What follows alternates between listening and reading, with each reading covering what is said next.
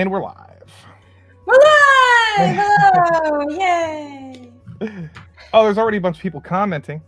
What's up? So I just wanted to make sure that everybody migrated successfully to the old stream. So you had a zombie stream going on. No, I deleted it. Oh, okay. I deleted it completely. Okay, cool. So we're good to go on this one, though.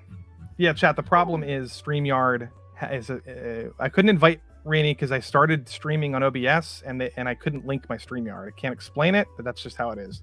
I had to start over. Oh, by the way, I am the worst person at pronouncing names, and I think I'm saying your name correctly. It is Renie, right? I've streamed with you a million times. Yes, it is. You're one Okay. of the few people who got it right, because a lot of people say Renie or Renie. I mean, I'm not anal about it, but Yeah. it's correct. It's Renie. Hi, Alex. Nice. What's up? Alex is one of my regulars. Hey, Alex. What's going on? Oh, we got Alex in the house. So yeah, today we're talking about. Today I'm doing like just a one-on-one thing with Renie here, and we'll talk about. I've done comic streams in the past with Joe Ball and with Phil Diaz. Yeah. But we're just gonna highlight like a one-on-one thing because you're wrapping up your comic fundraiser over the next couple days, correct? Mm-hmm. Yes. So that's exciting. And then B, I just wanted to, like, when I have panel discussions about like the comic book industry, it can just go off the rails into like a million different directions, which will happen again tonight. But I'm saying with one-on-one, it's just easier to like kind of focus on questions, and then you answer a question that I have, and if you have the answer, and it's just I'll try to have all the answers. That's my goal in life in general. Yeah, I'm gonna have Joe Ball on again soon, and then I'm gonna try to reach out to Ripa, see if he wants to come on. I know he's promoting his comic. I've streamed with him a couple times. We'll see what happens with that. That would be awesome. That would be fun. But yeah, so if you you have your artwork behind you. Yeah, it's the poster. It's my convention poster for Fiendish. Wow, which convention? That's not a person trying to attack me. That's my character. It's just a convention banner that. Gotcha. In general, I mean, I haven't gone to that many cons. I don't really do that many cons. I'm going to be doing Tampa in July, but that's about it for this year. I see. I'm doing Matsuri. I guguess you're not doing that? No. Okay. Unfortunately, I'm not. Yeah. Everybody has to pick their battles on which conventions to go to. Yeah, the thing with conventions is it's like, and I'm just so busy. I used to do them all the time. I've been doing conventions for a long time, but I did it because that's what everybody says you should do to get yourself out there and market yourself and blah, blah, blah, blah. But first of all, I always lost money at cons for like the first 12 years of doing it. Literally, I've been doing conventions since I was 17, so I've been doing this for a long time. But Wow. It also never really helped me. I think like no job I got was because I went to a convention, and now that I promote myself online and I stream and do YouTube and Twitter, and that's how I market myself, there's no point of going to a con other than maybe once a year to meet people. Yeah. So, well, no, you're right about once you settle into a little bit of a groove, the con stuff kind of becomes a kind of alternate thing that you don't really need to do. Unless you're doing a meetup or something, Yeah, that's how I view conventions, and that's why I'm going to Tampa, is because I know a lot of people from YouTube and that I know from here are going to be there. That's like the main reason. Exactly. And Matsuri sounds like honestly, I would do Matsuri, but right.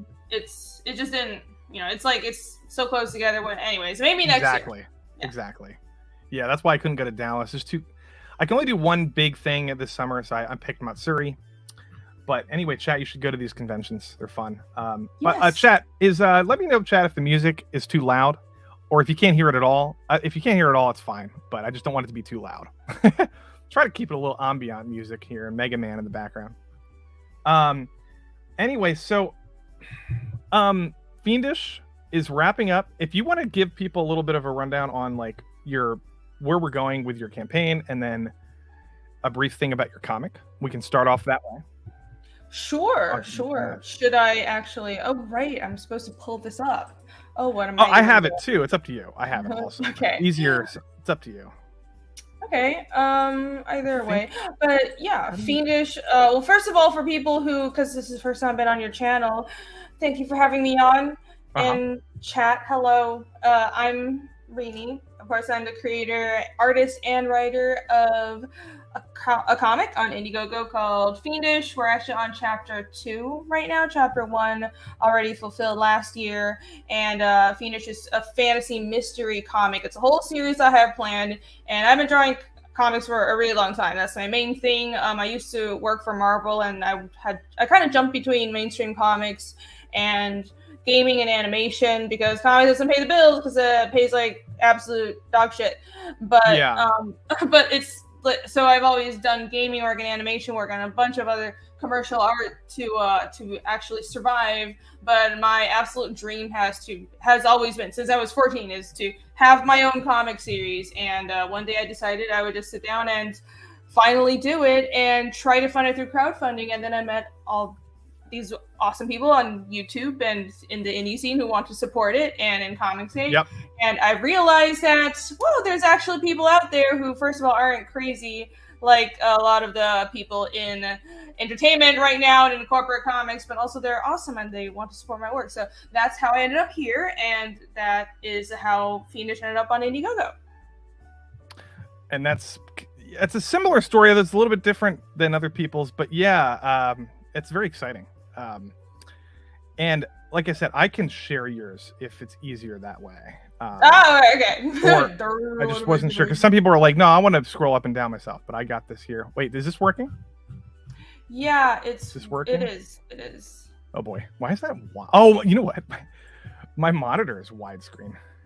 Yeah. Is that a problem?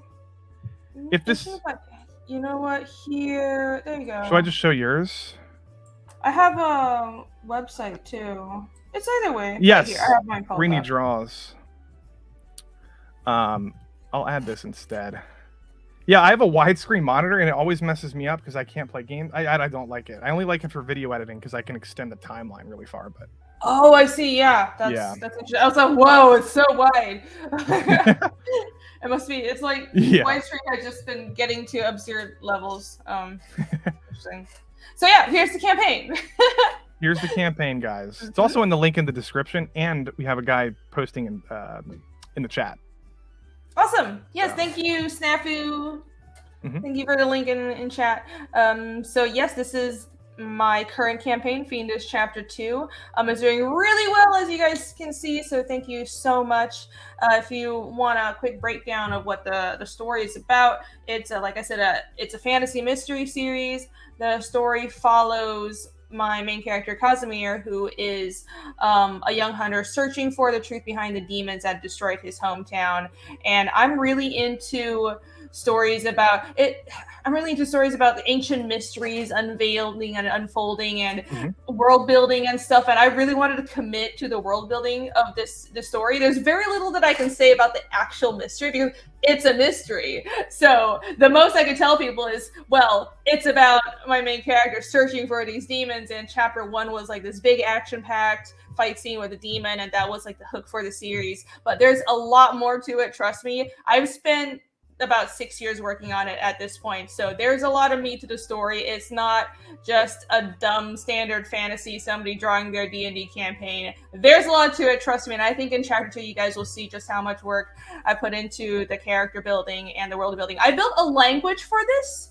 I have if you guys want to check out the world building, and I have a free preview as well, and look at some of the extra, like some of my supplemental art I've made for Fiendish. I have a website, fiendishcomic.com, and I have all that stuff on there, including the language. I just put the whole thing on there. So I'm kind of dedicated to this. And yeah, this is how it's going right now, and I'm very excited to show chapter 2 to all of you. Yeah, and not just the language, but I saw a panel on Twitter the other day, or no, you shared an image of like all of your, it was wild. It was like all your art panels, and like a bunch of them were blurred, right? And there was like, it was like just, there's just so much art. I was like, you don't kind of realize it until like you either get the book, or like I saw that picture. I was like, holy, that's what I'm talking about. Wait, was it this? Yeah. Right, I was showing everybody, look, the book is done. This is the book, but I blurred it so I don't spoil it. But look, we are art complete, and I just sent everything to the printer yesterday, so we are in production right now. And yeah, so that's why the campaign is coming down, because we need to print it, and I'll be fulfilling over the next couple of months. Man, yeah, that's I don't see that very often, but it's fun to see like all the panels done, you know, even though they're blurred. It is. It's kind of this weird thing where I've just been drawing so much for the past like year and stuff and such, and like putting it's like when you're just in the weeds working on it. That's the thing with comics. Comics is really work intensive, and you learn. And some people aren't cut out for it, and because there's a difference between being good at drawing and being good at comics, and there's so much more to comics other than just drawing well. There's visual storytelling and panel design and graphic design, but it, other than that, it's a lot of work, and you learn to just turn everything off and don't like just do the grind, and you learn to pace yourself, finish not perfect. It's like a special mental thing you have to train yourself to do. But one of my favorite feelings is looking back at every chapter when it's done. And I think it's like if people made hand-drawn animations all on their own, which nobody really does that, but it's right. An amazing, rewarding feeling, even though the process is pure pain. And I might be kind of like, what's the word for like enjoying self-torture? I might be a little addicted to that. Masochistic? Masochistically addicted to that. But yeah, I'm really proud of the work we've been doing on here. This is awesome to see. Is that? Yeah, and I was gonna actually, I think I saw a comment that reminded me of something. Let me find it. Somebody here is an artist, they said. We got Chris Cola in the chat. Fantasy stuff is my jam. Awesome! Yay! Yeah. She spoiled the entire book. Zoom enhance. It's all blurred. It's all blurred, yeah, and it's not that high res anyways. But yeah, fantasy. You know, honestly, when I first started out, I used to be more of a science fiction person, but I think sci-fi is kind of a subgenre of fantasy anyways. But I just think there is kind of like a what do you call it? We're kind of starved for good fantasy or just good media in general, but and this isn't what prompted me to start working on Fiendish. It's kind of a coincidence because I started working on this project 2018. This is years ago. I was back in Taiwan, living in my parents' extra apartment because I moved back there because mainstream comics paid so terribly. I couldn't pay the rent in America, so I moved back to Taiwan to move to my parents' apartment because I needed to find a way to like work from Marvel and pay the bills. It was so horrible, and it's still I did that for like a couple years, and I realized that wasn't gonna work out. So and they didn't give a fuck about me, and I might as well do my own thing. But anyways, I was like stuck in a hole in Taiwan, wondering what the fuck I was gonna do with my life. And one day I just decided, you know what, I'm gonna try to come up with a comic idea, and it just turned out to be this. But you know, I am a big fan of. I kind of thought about like merging. Obviously, I'm a big fan of Tolkien and George R. R. Martin, and also Lovecraft. And my initial idea was, well, and I play a lot of tabletops, so that's kind of like this generalized. I really like Tolkien-esque fantasy, and I play a lot of role-playing games and stuff. And I wanted to kind of merge that, add a little drop of Tolkien. And if you read Fiendish, it's not really obvious at first, but because I'm also a big fan of sci-fi, my favorite anime is Ghost in the Shell. My favorite manga is Berserk, but so there's obviously some Berserk, especially if you look at the demons. But I basically, it's like I think a lot of indie creators do this. Just take everything you love and I'll mash it together. So that's what I did, and I think it was kind of a gift and a coincidence that a few years later, all these terrible adaptations of fantasy series are coming out. Like this shit, like they had Witcher started out okay, but then it turned out terrible. And I mean, it like Rings of Power. Well, Of the course, Wheel of disaster. Time. Yeah, The Witcher's might be one of the better ones, to be honest. Yeah. There's a lot of bad ones, like the Wheel of Time. And there's even like worse ones that people don't even watch anymore. Like, but that don't get a lot of publicity. But yeah, the fantasy stuff. There is this dead genre kind of vibe to it, and it's like I don't know about the comics side of it. I don't read a lot of comics, but as far as just like pop culture in general, the fantasy genre is kind of like very, very dead. Like science fiction is doing a lot better.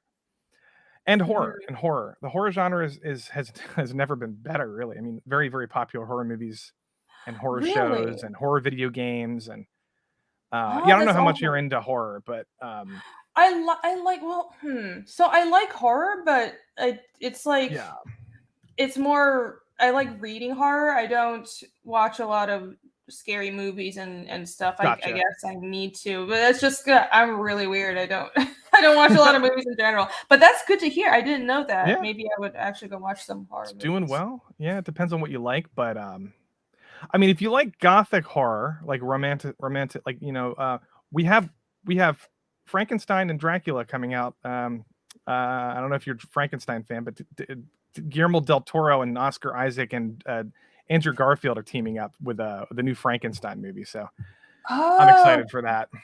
Yeah, awesome. that's coming. That's Awesome. in development, I think, soon. I But hope yeah, so that's fantasy is interesting. There's a comment I wanted to highlight. This guy here says I like drawing. I want to talk about fantasy in a second, but this guy says I like drawing, but the sequential, focused nature of the concepts turn me off. I think he's referring to like having to do panel consistency and like telling a story, as opposed to just drawing, whatever you want. I guess is that what he's right. maybe saying? I How do you feel about that? Right. If that's what you mean, I understand that. And that's I remember kind of overcoming or having to overcome that challenge when I was moving from just being a kid who liked to draw and like to Yeah. imagine things and draw them to okay, now I have to panel it out and make a composition out of it. And I realized how much work it was, and it was a learning curve almost of just having that mentality of this is a lot of drawing, and I Yeah. need to. But it's like you have to rise to the challenge almost. But that's correct, and I don't blame people for not wanting to do it because it's not fun, and comics aren't fun. And I said this before. I think where the creation process is it's not enjoyable, and I don't know about other creators, but at least for me I feel like that's not the point. I'm not doing this because I enjoy it. I'm doing this because I enjoy the results, and there's like I have to suffer a bit to get it done, and comics is it's rough and it takes a lot of time and energy, and more time and energy than you would think.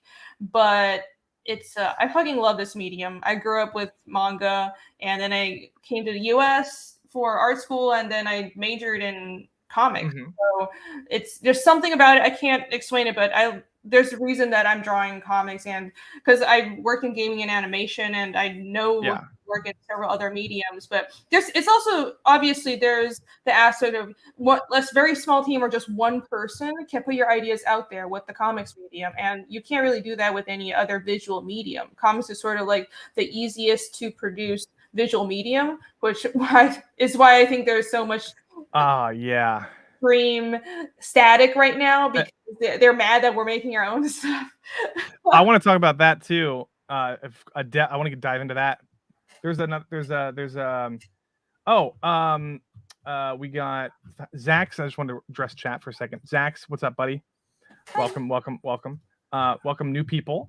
Yeah. Oh, by the way, on my channel, I have random guests on sometimes. We talk about comics, anime, gaming, movies, television, pop culture. Sometimes I do, more niche stuff like independent films, foreign cinema, older films, Hitchcock. I kind of go all over the place. But today we're doing comics, and I want to learn more about it. And we'll talk about. I have an idea, and we'll talk about it in a second. Chris, you're writing a novel. Get it done, man. Get it done. That's the. Yeah, we're also gonna. I also want to talk about the process of Okay. Sorry. creating. But Yeah, let's do it. Sorry if I'm just yapping on and on. No. I just I kind of get go with the too flow into here. it. Oh Cool. yeah, I could. The sad thing is, I could talk about this for 6 hours because I'm so curious about it. But we'll go as long as you want. And then everybody else, thanks for joining. So, okay, if you had to say why you, let's go. You did mention the fantasy thing as being like you like fantasy, you wanted to do something in the fantasy genre. Is there a reason why you did that?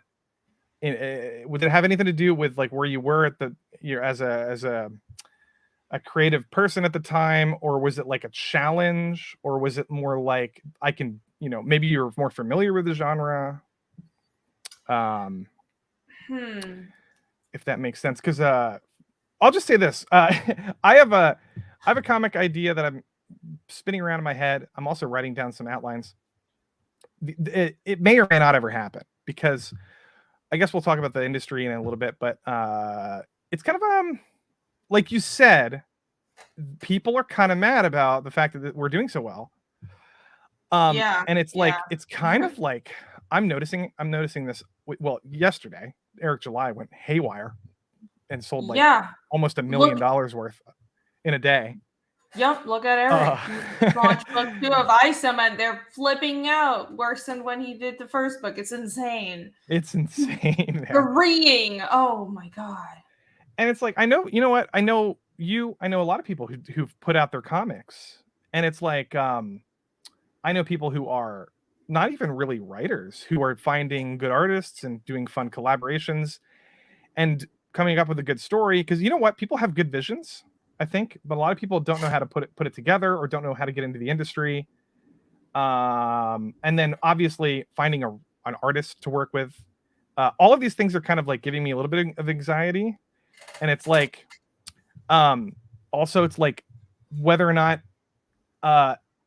another big thing that I wanted to touch on is like when you put up a fundraiser like this on Indiegogo or something, you have to from what I understand, you have to kind of put together about 15% of the final product before you even launch the fundraiser. And it's like that's, to me, that's a little bit of like anxiety inducing because am I ever going to, are people going to care? Am I going to spend $5,000 on an artist to put together part of my book for my fundraiser, and then no one's going to buy it, But I'm learning more and more that like this community is so like loyal and supportive that it's almost like kind of just go for it mentality at this point. Yeah, I say go for it because especially because you do have a YouTube channel, you have a following, and that's really key. I think so.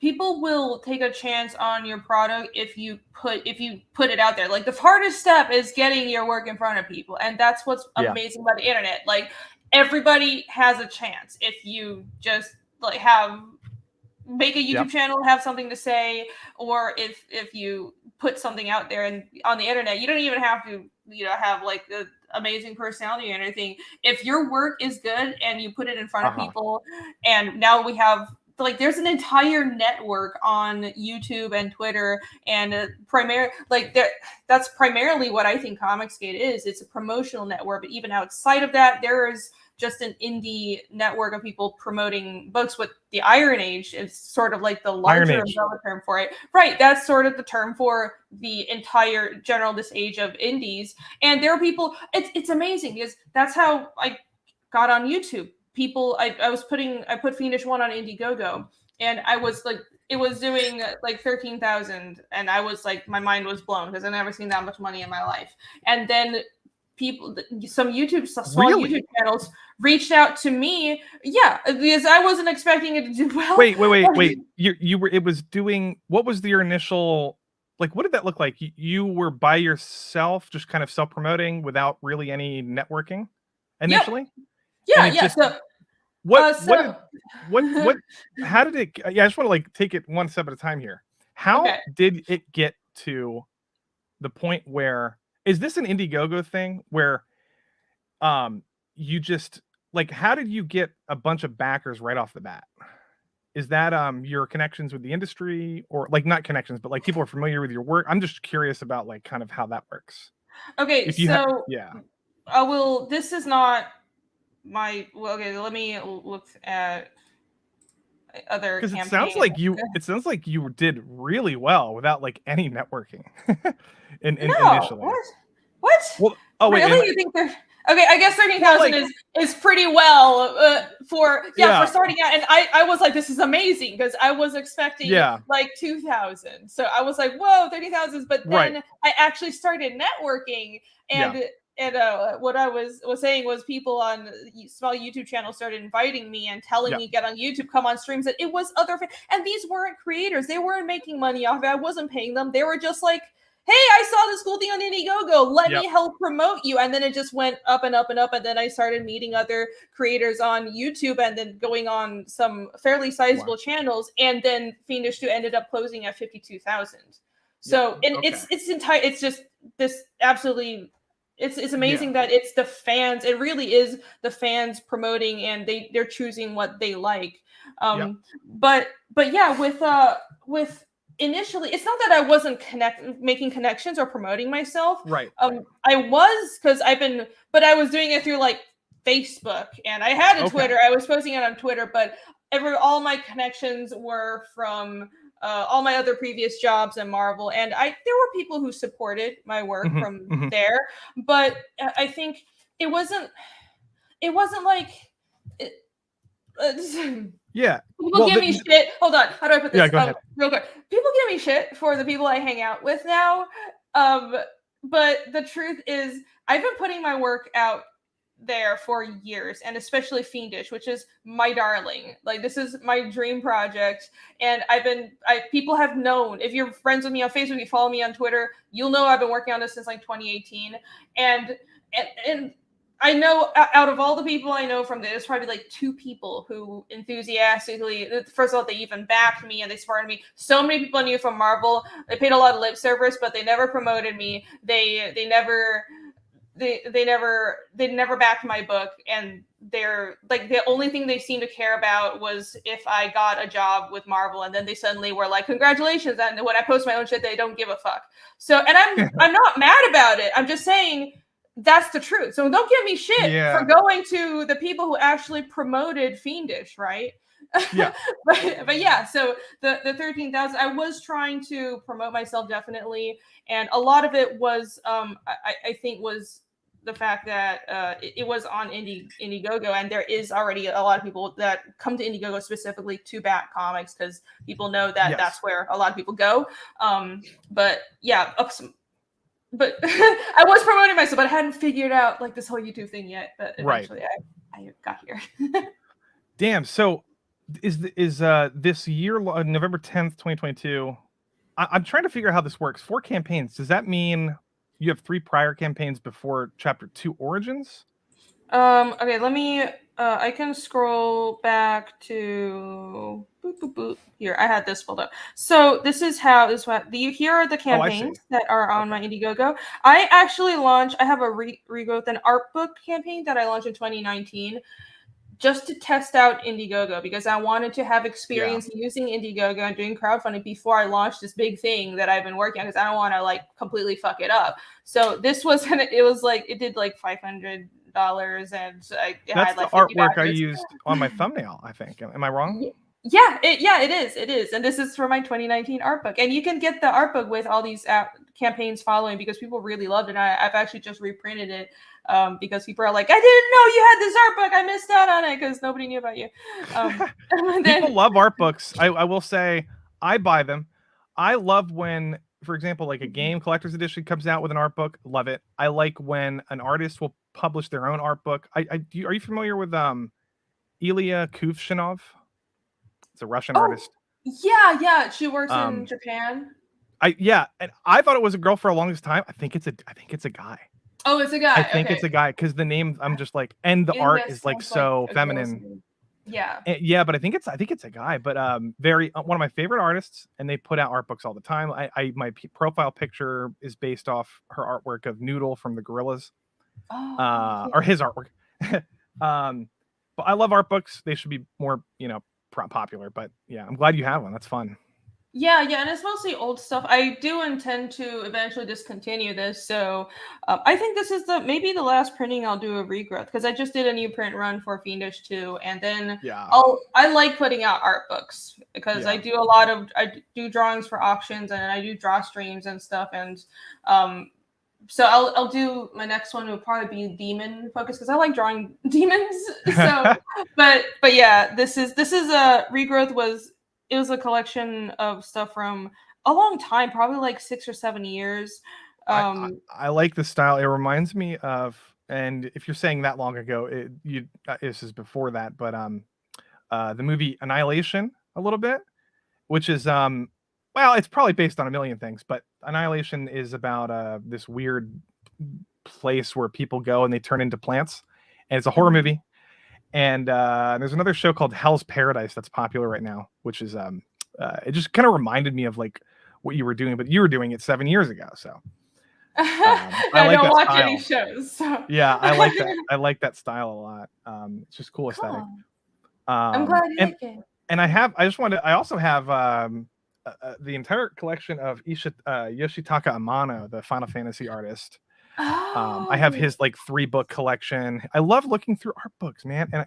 And artists are like the best people in the world, man. It's just satisfying. So just like I wish I could draw. I wish I could, because then I would be doing this. I would be doing this. I was gonna say, what do you mean by best people in the world? I mean, artists are great people, but also a lot of us are a little difficult. But no, be but patient with us. like no lie, if I could do if I could have a Dragon Ball and then make a wish, I would wish that I would just be like, hey, I want to be a good artist. I would say like piano or something, but like honestly, like I just want to be able to draw what I want to draw and like be creative. But well, it's never too late. Yeah. Oh, I know. No, but I like writing, so I'm okay with like being creative in that sphere. I've written short stories and stuff. Nice. I actually wanted to talk to you about artists. Just quickly, you do your own stuff, which is great for your because that you can focus all your attention on it. But if like for example, if I have like a vision for a comic book, and I said this before in my stream, my idea is sort of like cyberpunk horror. And it's like it has a specific like manga vibe to it that I'm kind of interested in. And I'm looking, I'm just kind of browsing like Twitter, following different artists. How does a writer or somebody who wants to make a comic, even if it's like a small comic, how would somebody link up or like network with the artist for a let's say a fundraiser like this?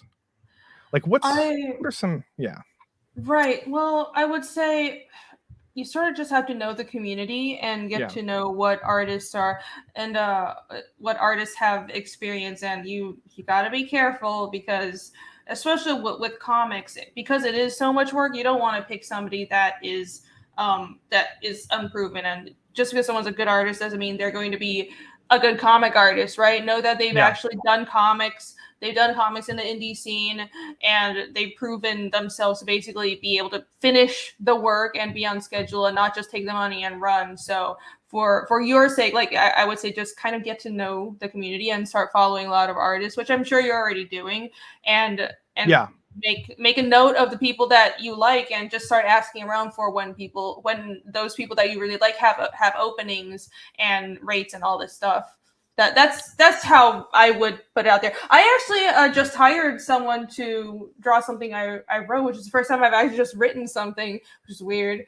But for a bonus story for Fiendish, I hired an artist, and I found that my artist for my bonus story through an art competition that I did for Fiendish 2. So I have a bonus story that right now I'm just calling it Fiendish 2.5, and so I'm writing it, and I hired someone else to draw it, and it's a campaign that I'm going to run while I'm working on chapter 3. And I found him through an art competition, and I started talking to him, and I realized he has done comics before. He's proven he knows how to draw comics, and I liked his art, and so I know that he's productive, and he it's not some flake, and I figured I could give him a chance, and he turned out really, really well. I was actually really lucky. His name is Michael Rushbrook, so you should. I just tweeted out his work today, so if you go to my Twitter, you'll see the link to his Twitter, and if you want to give him a follow, that'd be great. But yeah, I think that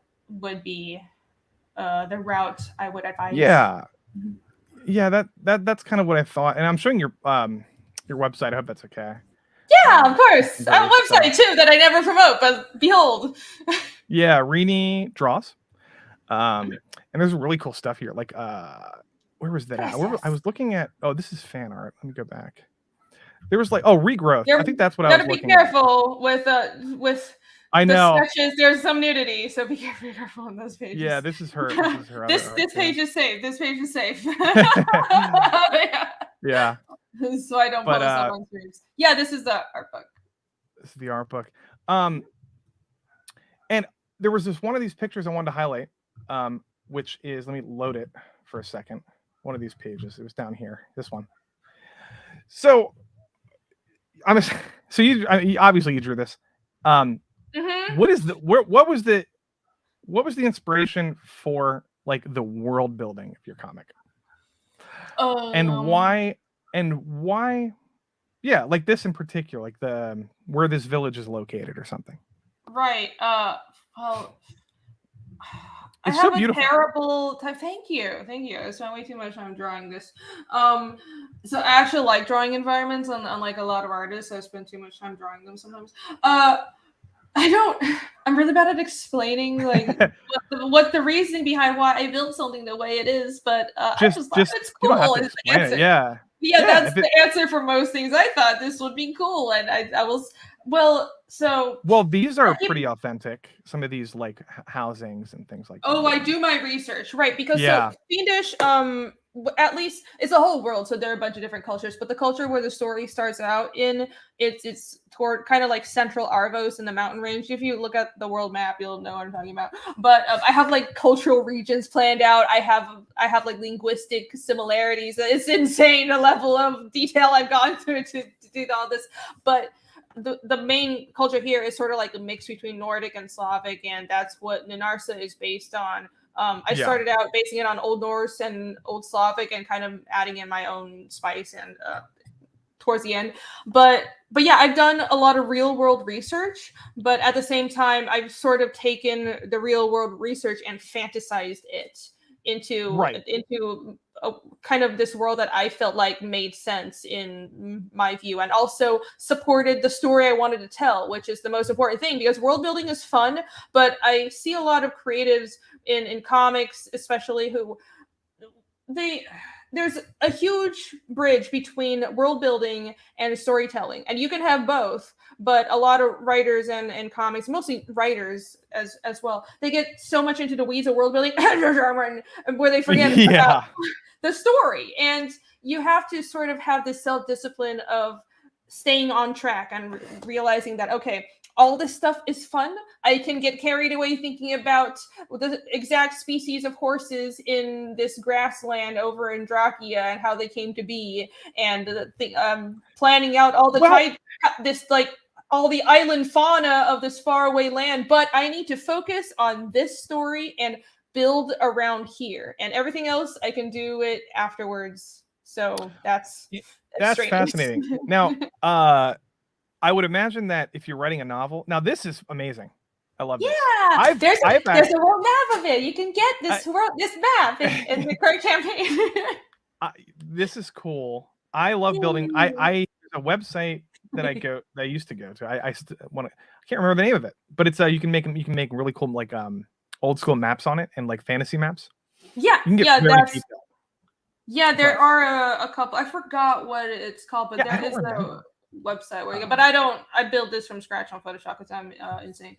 But well, there you go. But this is cool. Like, this is what I did first. Okay, I had another idea, a fantasy comic idea that I thought I can't do it because it's way too intense and it would take me like 5 years to write it because it's like I'm trying to do Tolkien and I'm like I can't do Tolkien. It would just take too long. So I this other thing that I have, this cyberpunk thing that I'm working on is just, it's much easier for me to wrap my head around. but I did start with this a map concept, and I was like, this helped me kind of contain my thoughts. Like, okay, where does the story start? Where is there a journey? Is there a place that they can't go? And then it kind of like makes you focus on storytelling. I don't know if that helps you at all, or did you do this like way later on? No, I did this very early. I have this Okay. entire progression of I started out with well, because at least for me, I'm a very visual thinker, so Yeah. I have to almost see it for it to be real. Like it's so I write and draw at the same time. So I have actually just pick up. This is my sketchbook, and I've always kept sketchbooks with me. But let's see. Okay. So here are some doodles and stuff. But this entire book. Oh, you want? I'll show you something. You want to see the ramblings of a crazy person? Here's like my world building info. Is that written in pencil or pen? This is in pen. This is the inner cover of my sketchbook. So here's a bunch of the world building info. This is kind of like my world building cheat sheet, but a lot of it has honestly changed. But I just wanted to lay this out. See, I have these are the different species and races in the world. These are languages. These are the planes because there are different planes and dimensions in my world that comes into play later on. So you guys will see. So anyways, a lot of these things have changed, but I kind of just wanted to visualize it to be able to see it and think really about cool. it and have this early on, and then this whole book is like concepts, like doodles, and this is a lot. Damn. Do you need that? Do you need that going forward, or do you ever plan on like auctioning that off or something? That would be fun. I'm not selling this book. I am putting a lot of it in like art, and I'm going to do an art book, like making of art books and supplementals. Where here's some like city design. I guess this is how I come up with city designs. Oh, here's like a city in a crater that I don't know. Maybe I'll still put it in the story somewhere. Sick. And here's a like an island city, cliff city. This is where I was trying to. I think this is like concepts where I was. This is not Alstad, the city where you saw on the cliff, but I'll just do doodles like this to see what looks cool. And here are some like character doodles. And here, this is like a an early sketch for Easkell. Actually, I changed his design and I was trying to figure out how I wanted him to look. And this was like the doodle that I settled on. And there's Yomi. So the whole book is like this. Do you do any digital stuff? Like, do you have any type? Do you type on a computer at all? Yeah. So the actual script is on the computer. It's just easier to organize that way. I mean, I usually one of those people that have like a million handwritten notebooks, and but I just realized it's I think there's a little bit of a distance between.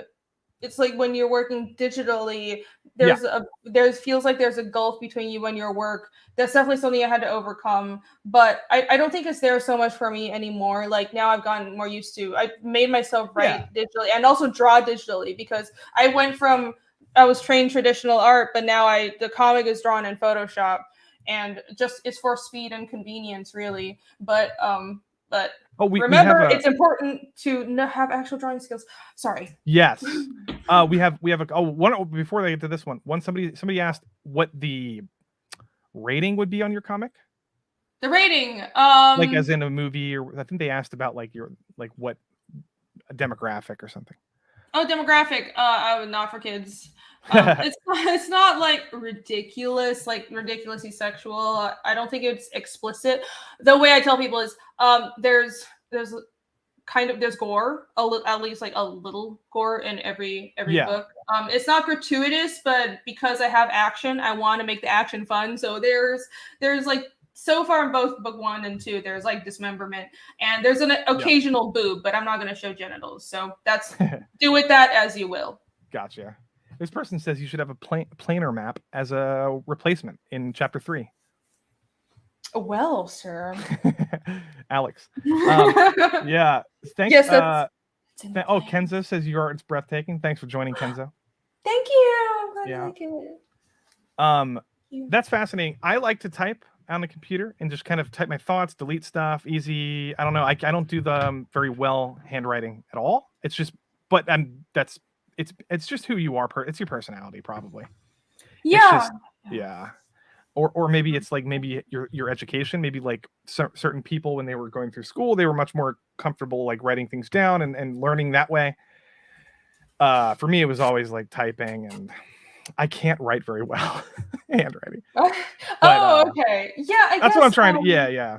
Well, because I grew up without. I'm an old fuck, so I grew up without computers mostly, and really doing everything analog. So, I like you see that like even now in the sketches, I'll have like little notes and stuff. I do my first draft of thumbnails on here. I don't even call them thumbnails. I do roughs. Let me try to show. Oh, here you go. More. You want to see more crazy person ramblings? Here, this is like my first draft of thumbnails. They're not even thumbnails. It's just like I call them. I don't know, like roughs or chicken scratch. Does this is that okay? So something like that, like a page that filled out like that, would that help you? Is that for like helping you navigate the story and like figure it out in your head, like how you want to tell the story, just with like that basic like teeny tiny little panels? Like, is that for your just for you personally, like how to organize the story panels? Yeah. So yeah. I don't actually write a script. Everybody works differently, but I don't do a script, and it's partially because I don't feel like I need to. I go from a prose summary to it's not like fancy prose. I suck at prose, but I write down the story and maybe some of the important dialogue, and then I go from that straight to this. And I don't like I because I've been doing comics for a while. I kind of know how many pages something will take, so that's just an instinctive thing that I've learned over the years. And then I go straight to this and I start working out scenes and rough layouts. And you see, I kind of have added a thicker border to the ones that work, and a lot of these are scratch. But then I take this and then I will transfer these to Photoshop, and then I do the thumbnails and then pencils and then inks on Photoshop. That's my process. Wow. Yeah, being able to see everything in like this is important from the beginning. That's nuts. I as somebody who can't draw, it's like I'm wondering if you're working with an artist, do you think that like writing a script, maybe a detailed script, is good for an artist to interpret your work, I guess, that way? Would you say? Or have you ever drawn something based on like somebody else's writing? Oh yeah. Okay. I've drawn out scripts before when I worked. That's right. I'm stupid. Yeah. So how did that work? Did you get like panel instructions, or did you kind of have free reign for like layouts and things? Just that's wild. That's like Einstein fucking Van Gogh shit right there. I just realized how crazy this makes me look. It's like seeing it on the camera. Yeah, you look like you belong in like Shutter Island or something. You actually see this message in chapter 2. This is chapter 2 thumbnails. It's the Zodiac, Renie the Zodiac Killer. Yeah, it's that Charlie Day gif of him with all the red lights of the wallet. Exactly. Right. So there is a format. There's a way to write scripts for comics, and it's almost like very similar to film scripts. So you can probably find samples of comic strips online. I don't know if you've seen them, but it's just like a film script. It's the same like action dialogue, description dialogue, scene setting, and like close up. But you wouldn't use camera directions like pan, because you don't pan. It's not moving, but you would use like close up shot over the shoulder, all the shit. Yeah, wide shot of a mountain range or something. Yeah. Yeah, and the script it will be broken into pages. You'll say like page 1, and then like it's kind of like probably paragraph establishing, if it's establishing, if it's not continuing from the previous page, and then panel, and then panel 1, panel 2, panel 3, and that's how a comic script is. But the way I've worked with all the various writers that I have drawn scripts from is generally there's an understanding that the artist you're not just there to be the art bitch. Like the writers, you want to follow the writer's work, but if, for example, because you're the visual storyteller, if you think a panel can, like, you can add a panel here, or you can do this page differently, I'll just run it by the writer. But I personally prefer the script to be as descriptive as possible. And so I know exactly what you're thinking, what the writer is thinking, because I'm not psychic. I don't know what you want all the time, but I appreciate when writers are open to artists changing things as long as I communicate with them. I think that's the healthiest way. So if somebody were to say, I would like this character to be doing, like, let's say, like parkour on top of a roof or something, but you have like but let's say, like, I don't have an idea for a vision as far as like what, like the angle of the shot, or like what's in the background. Maybe it's a sunset. It could be like, a sky rise or something. That's good for an artist to have a little bit of freedom there to kind of Yeah. fill those in. Yeah. Yeah, and especially with okay, so with descriptiveness and like character acting, the tell me what the character is thinking, because I don't always know. You just give me the Yes. action. I don't always know how to draw the nuances of their expression, but for action scenes, for environments, be as descriptive as possible. But for action scenes, please just let us do whatever we want, mostly, unless tell us important beats, but like it's artists will thank you if you just let us do the choreographing. It's kind of our Yeah. wheelhouse. So for example, if there's like let's say there's like a murder in like a back alley or something, Mhm. and this guy like cuts this guy's head off or something, you would say something like, let's say you don't want it to be super gory, so you just say don't show the neck getting cut off, and then but the artist will frame it however they want and come up with this cool concept and a cool composition. And then would you say that's pretty common in terms of working with an artist, or do some people get like really nitpicky about it? I haven't worked with any writers that are really that nitpicky about it. I think it's kind of like half and half. A lot of panels will have specifications of close-up shot or over-the-shoulder shot, but in general, Yeah. the writers understand that it's a suggestion. Obviously, it's probably what I would understand a writer being pissed off if the artist just didn't follow any of it. Like that's also disrespectful because it is a Oh, collaboration. here's But a here's a but good yeah. example. So, Oh, oops. So let's say like you wanted something like, I wanted something like this, and I would say something like, oh, I don't want to spoil. I guess I don't want to spoil. It's not spoiler if it's on your website, right? no, this is a part of the free preview on the Yeah. website. It's fine. So it's like if there's a character that's injured or dying or something, and the let's say his brother or something is mourning him, or is like upset, or maybe like in shock, like you would want to know those emotions, and then maybe you portrayed it in a way where his face is covered, and because maybe this looks more kind of, maybe this is your interpretation of like of dealing with grief or something, in your own way, and not showing the eyes, or you know what I mean, like so like shock, or like like confidence and things like that are kind of important over like Mhm. describing the exact facial expression or something. Yeah, I guess just tell us what the character's supposed to be feeling. Yeah. So, and I think because as a comic artist, you act out the characters. Like a lot of times when you're drawing a character, you might find yourself making the same face.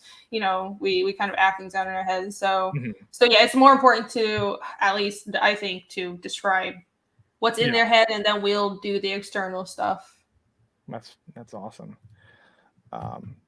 And man, so I just want to get back to chat for a second.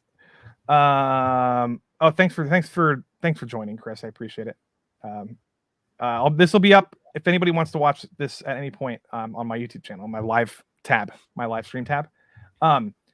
Let's see. Have you ever dabbled in any animating? Oh yeah, I worked in animation. I worked on. I've done a bunch of things for animation, so I know how to animate, but I don't think I'm like amazing at it because I'm not very Mhm. practiced. I did minor in animation, so I know After Effects. I've done work in Flash and all this other, and some hand drawn animation too. But professionally, I painted backgrounds for television animation. I worked on Archer for years actually, Yeah. and I also did character designs and background design, characters, and storyboards. So that's what I did for television animation. Background design, is that what you said? Yeah, because Like at least environment?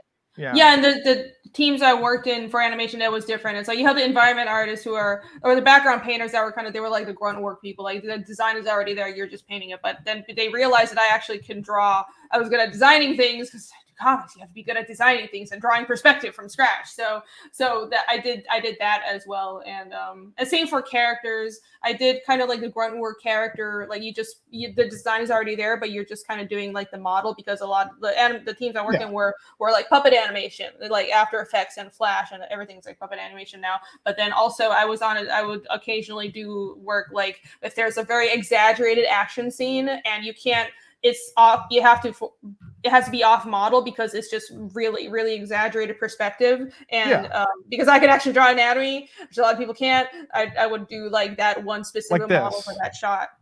Yeah, there you go. Something that's like really weird angle that isn't possible with like the model that you're working with or something. Yeah, exactly. Yeah. Because generally the way television animation works with like puppet animation, you have like standard models and like some upshot down shots, but if it's really exaggerated, like super like this, you need to draw that from scratch. Can I ask you about now there's no like, these aren't linked together, they're all kind of separate little panels. This is just on a random sampling of pages on my website. They're not in sequence. But as far as sequencing, do you ever struggle to tell like if you watch a movie, it's it's a bunch of still images moving, really, it's what it is, but the way it's harder to tell. I feel like it would be harder to tell a story, like a scene, like somebody being tortured or something, or let's say like a monster attack. Do you ever like struggle with how many panels you require to tell this efficiently versus like maybe going overboard with it, or not doing it enough and like the audience is confused? Does that make sense? Yeah, I see what you're saying. No, I mean, I'm always worried about the audience being confused, but I think, if I may say so myself, I think I've gotten pretty good at not confusing the audience because I've been doing this a while. My early comics were definitely not that way, but I've been drawing comics since I was 17, and that's part of visual storytelling for comics is a skill you learn about how to draw, how to choose panels and angles specifically for comics in a way that's not confusing to the readers. So, for example, it's a lot of techniques are the same as film, but at the same time not. For example, every scene, when you're in a new location, you want to establish it, and it helps, especially with action scenes, to kind of take a break. And you see this in chapter 1 and the action scenes. I try to do this: pull back a bit in the middle of the action scene and just have a down shot, or make sure your reader is oriented, and try to make sure it's useful to follow the 180 rule for most of the time. Some people are really strict about it. I'm not that strict about it. I get shit from some of my friends for it, but I'm like, if it's not too confusing to break the 180 rule and it looks cooler, I'm gonna do that shot that breaks the 180 rule. But all these same rules that apply to film apply to comics as well. But there's another quick tip that only applies to comics. It's of varying your head sizes. So see how on all these pages you're scrolling through, I don't have the same head size in every panel, and that adds visual interest, because that's the difference. That's another key difference between storyboarding and comics. And some people, and I hate it when people say storyboards are just like comics. They're not. They're very similar. It's both sequential art, but it's not the same. Do you mean head sizes as in perspective, or as in like just literally the size of your character heads on a page? Like every panel, the size of your character's heads on the page should be different, and that's like just a quick way to add visual. Okay. That's one of the ways you add visual interest, because the key is when something is on a screen and in film, because time comes into play, that the illusion of time keeps, the reader isn't in control of the time. It's kind of, the reader is a passive participant in the story, and the story will play out. So if you're doing a talking scene, you can just do like cut from this person, character A, character B, character A, character B. You can't do that in comics. It's boring as fuck, because you have to keep the visual interest and make because the reader needs to be a constant, engaged, active audience in that way, and you want to keep them interested. Well, that's an interesting point. It's totally different medium. A lot of my favorite films have very slow or long sequential shots without cutting. I know Tarantino does this a lot, where you see it in Reservoir Dogs, where he'll just hold the frame for like minutes at a time. In comics, you can't really do that. Every time somebody says a line, you kind of have to show a different perspective. And that's interesting. You can't do that in comics. I mean, you can do. I mean, there are examples. Well, every rule there's an exception, right? For example, I've seen a page like a full on panel that's one image with like, you know, a whole bunch of fucking words on it, right? Mm-hmm. That's like somebody's talking like with the word bubble above their head, and it's really, really, really, really long, and like, you know, I've seen that before, but I generally don't like that. I don't know. Right. Generally, these are rules you want to follow. Like generally, you want to keep your paneling a little dynamic, but not too dynamic to the point where people can't follow. That's another thing. That's another tip. So head sizes 180 rule, and try to direct the reader's eye to the next panel, top left to bottom right. It's the same. This is a great example. This is what, because at the top you show like, you know, you show these ugly people, and then it's like it cuts, you know, then it cuts to the perspective where you were just watching from. And then it shows a different angle of those people in a more aggressive stance, and then there's like close-ups and like details, different angles, different. Yeah, this is a great page. This is a great page. I love this. Thank you. And so what I was talking about also, this is also a good example for that. How in all these pages, see how the motion, especially towards the end of the page, is towards the bottom right, because I want you to turn the page. And especially, I think this page is going to be on the right side. And that's another thing you have to think about for comics. If you're doing it for print and not for web comics, it's going to be 2 pages. So keep in mind, plan out what's your page 1, and be absolutely aware of which side of the page it'll be. And you can put your big reveals on the page turn. So like that, there's suspense here. Like this character is about to be stabbed. Well, put the stabbing on the next page so your reader will keep on flipping to the next page. And also you have to make sure like towards the gutters or the middle part, you have to make sure dialogue isn't as close to the middle part on this side of those pages. There's a lot of moving parts in comics. Yeah. And this is the one I was going to ask you about. Did you do the panel lines on this intentionally to mimic like a sword thrust? Is that kind of what I'm getting here? Because that's what it looks awesome, because there's this downward, you know, stabbing motion with the guy, but the panel lines themselves and the panels and the individual images are all like a downward stabbing motion. That was really not my intention, but that's cool. It looks awesome. Thanks. My intention was more, see the bottom part, that's a flashback. So I see. What I was going for was these are like shards of a memory exploding from this scene, because as he's killing this demon, he's having a flashback. He's recovering a memory from where he saw these demons years ago. I see. And I have to, by the way, I did order the collection, the Catch Me Up version of this the other day. So awesome, thank you. I missed your first one. I guess we could go back to your thing if you want to just mention that one time again, quick here. Sure. Where am I? I'm lost. Do you have that?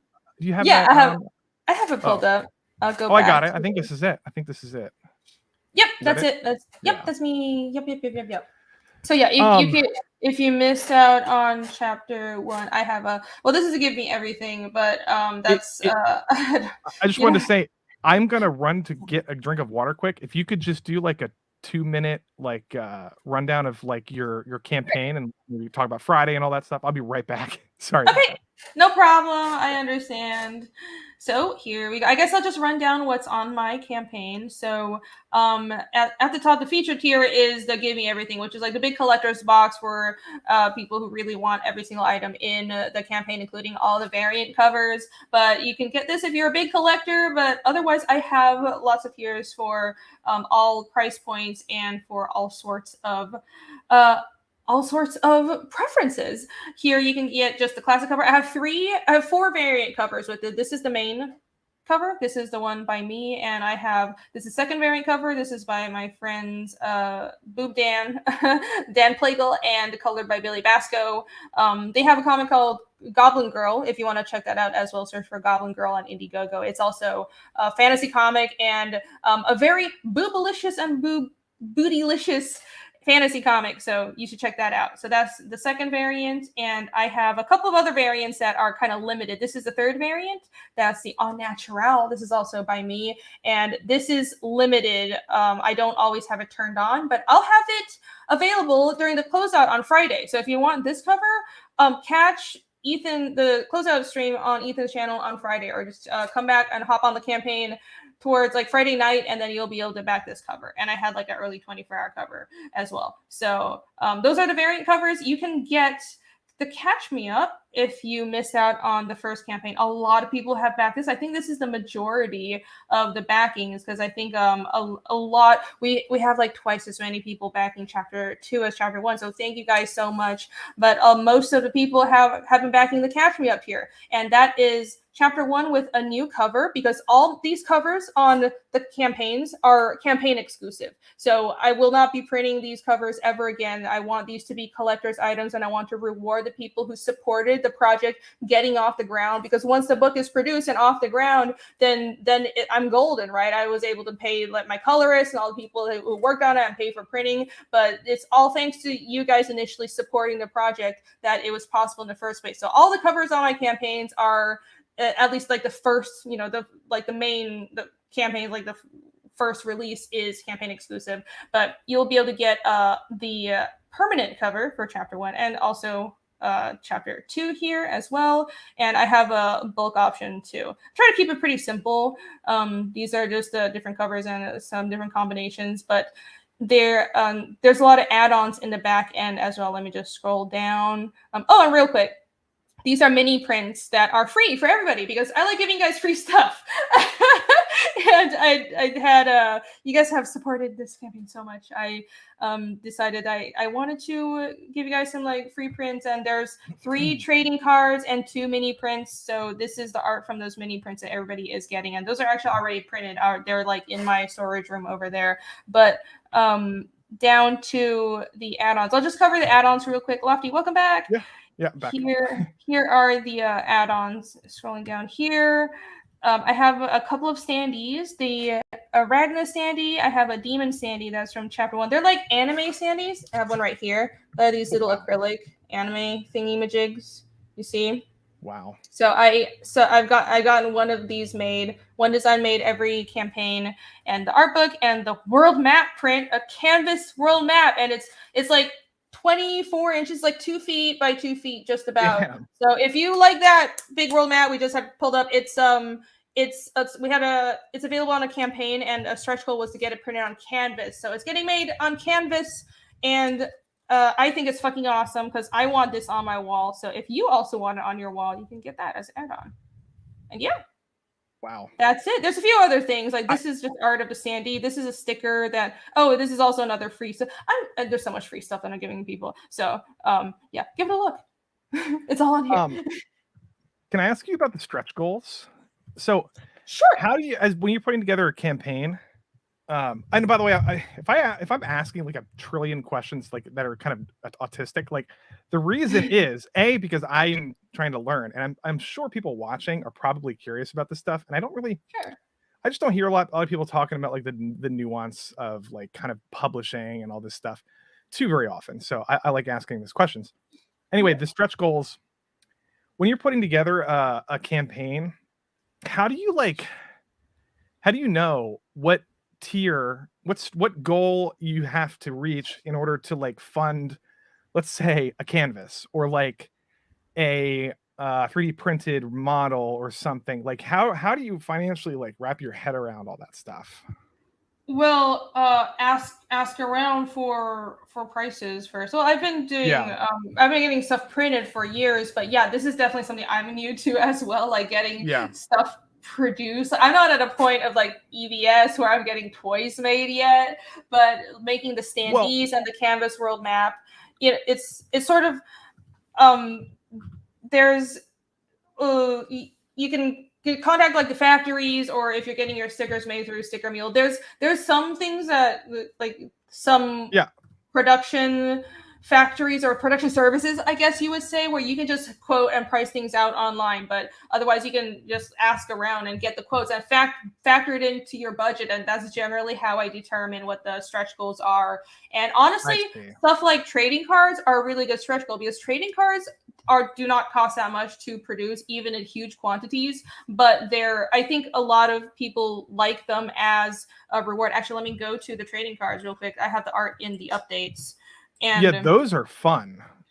Yeah, and but also for my trading cards. Look, here's the open image, and let me see if I can share this. There, look, those are the trading cards for my campaign. I put D&D stats on the back of mine, so it's a fairly affordable thing to produce, even if I have to print like 2,000 of them. But I make it extra fun. It's not just like a card art, and it's not just like a lot of like some info on the back. You can play all of these items and characters in D&D or Pathfinder if you back my books. Like, so with chapter 1, I had, I don't have them next to me, but I had Casimir, Yomi, Isko, like the 3 main characters we introduced there. And then for here, I'm like, I have some creatures, I have this magic item, and this is just going to be a theme for my book because I like tabletops. So there you go. Yeah, these are like it's fun to tie these supplemental items into your project and into the stuff you like, but it's also not necessary. Some backers don't really like. I think it's important to not get too distracted as well. Like, it's not necessary for you to have trading cards and bookmarks. Like, it's a fun thing. Everybody's audience is different, so don't feel like you have to put it out there. And some of those might be better off like served in a follow-up campaign or something, you know, as opposed like get your comic out there, make sure people like it before you dive into canvas prints or something, right? Maybe that's a good idea. Oh, absolutely. Yeah. Like, there's a reason I didn't do canvas prints with chapter 1, because I knew it would be expensive, and I had no idea how much funding I would get on chapter 1. And now that chapter 2, with sort of the trajectory of how like you could kind of average out how much you might make, but I tend to play very safe and like go with a lower estimate just because I want to be very safe and make sure I can actually produce everything. But I felt like I probably could produce the canvas format with chapter 2, so that's why I did it. But yeah, kind of roughly price things out before you launch campaign, and just make sure that you do. And I know it's very alluring to want to do everything and add extra cool shit. And I've had to restrain myself from just like throwing more cool shit. Like, at one point I was like, I want to have beanies and t-shirts because I want to give everybody stuff. But then I was like, okay, focus on the book. Yeah. And most people probably will just get the book version of the tier. Yeah. And also you have to keep shipping in mind, because if I add stuff like beanies and t-shirts, exactly, those ship separately. You can't ship those in the book mailer, because most comics you ship. There's a type of mailer called a Gemini mailer, and that's the standard for shipping comics. And by the way, if you're shipping comics, please use a Gemini mailer. Don't ship it in like some like just plastic sack or something. So Flacid's he's a bastard, but he asked if you can draw me with that has testosterone. Oh no! Yeah, Flacid. No, look. I would just add a mustache, and there you go. That would make, I don't know. I don't have testosterone IRL, so that would just be me compensating a little. No, I think that's fascinating. Now, I wanted to ask you. I have other questions if you're cool to stick around for a bit longer. Yeah. I'm here. I'm enjoying this. This is fun. It is fun. I got all evening. So. And a lot of these questions are from like my perspective, because I'm like worried about stuff. What about what do you do with copyright infringement? Copyright infringement, right? I actually just dealt with this. Like, what I'm more thinking of is like depicting something as not necessarily saying with words or something, but like now you're doing fantasy, so there's no. You don't have to worry about that as much. But like, for example, if I'm doing this cyberpunk idea that I really think is fun, but generally speaking, cyberpunk kind of, it lends itself to various like pop culture references or advertising, or, you know, just stuff like that. Like, do people I asked Phil and Joe this, I just wanted to get your perspective. Like, would it be like strange for someone to like if I wanted to have my character wear a jacket that is almost identical to Michael Jackson's jacket in his Bad music video, or his Beat It music video, the red one? Mm-hmm. Would that be like something that generally people should avoid, like references like that to other really popular things? No, because that's it. it's not a rip-off per se. I think so. Okay, legally speaking, I would avoid likenesses and Oh, here's a better example. So, I have a my character in my comic is a big like gamer, and he goes to these like classic arcade. It's almost like this nostalgic arcade, and it has these 80s arcade cabinets. And like, if he were to play an arcade, if I were to depict him playing like Street Fighter 2, and I had like Ken and Ryu and the words like Street Fighter on the cabinet in the background of like a panel, like is that pushing it a little bit too much? You have to be a little creative, maybe. Yeah, you got to be a little creative with it. Change the designs. I mean, it's like you've seen this all the time in manga. It's like they'll have something that obviously a sneaker or a t-shirt that the logo looks really similar to Nike or Adidas, but one letter will be switched. It looks like a Chinese ripoff of that brand. So just think of it like, okay, in your book, if you want to reference something, just make it a Chinese ripoff of that thing. Okay, yeah, that makes sense. You don't want to draw the exact thing because that is copyright infringement. But satire and parody is permissible. That is completely within your rights to do. How about a reference? You saw Captain America: Civil War? Have you seen that one? So when Spider-Man is taking down Ant-Man, he references like, "Have you ever seen this old movie, Empire Strikes Back?" And then that's how they take down Ant-Man. It's really funny because it draws back to the movie. Is straight up like mentioning a movie or something in a like a bubble, like a bubble. Don't do that unless don't do one of those. Unless you can pay them part of your proceeds. You want to pay Lucasfilm proceeds for don't. That's a no. I mean, they could probably do it because they bought the rights to be able to say that you need to be able to show something in the background of movies, and it's usually that's advertising or they bought the rights to use that. That's all of that stuff you need permission to use. And if you want to use an exact name or an exact image of anything that someone else owns a copyright to. Yeah, so it's basically just like copyright stuff. Yeah, you want to be careful with that. But obviously just make everything look like a Chinese ripoff. Don't use exact names. Yeah. I'm also like, part of me is like what I want to try to do with this comic is like, I like pop culture references. I think when you do it well, I think it's fun. And it's like, I'm also a big movie guy, and part of me is like, I want to write what I know and not necessarily have to write from the perspective of like, and I'm a big movie fan. I'm a gamer, and it's like, I can empathize with a person in a comic who is also like me, you know, in a not a superficial way, like not a skin color way or something, but like yourself in like your passions or your hobbies, right? And it's like, I think it would be fun to like, especially for like a horror comic, to like maybe do a callback to like an old Dracula movie or something, or like an old movie, like maybe like The Shining or something. And it's like, I don't, so I'm more or less talking about like there's this, like I said, I've done some writing, and one of the lines I have in it is funny. It's like the movie Casablanca is the famous line, "Frankly, my dear, I don't give a damn."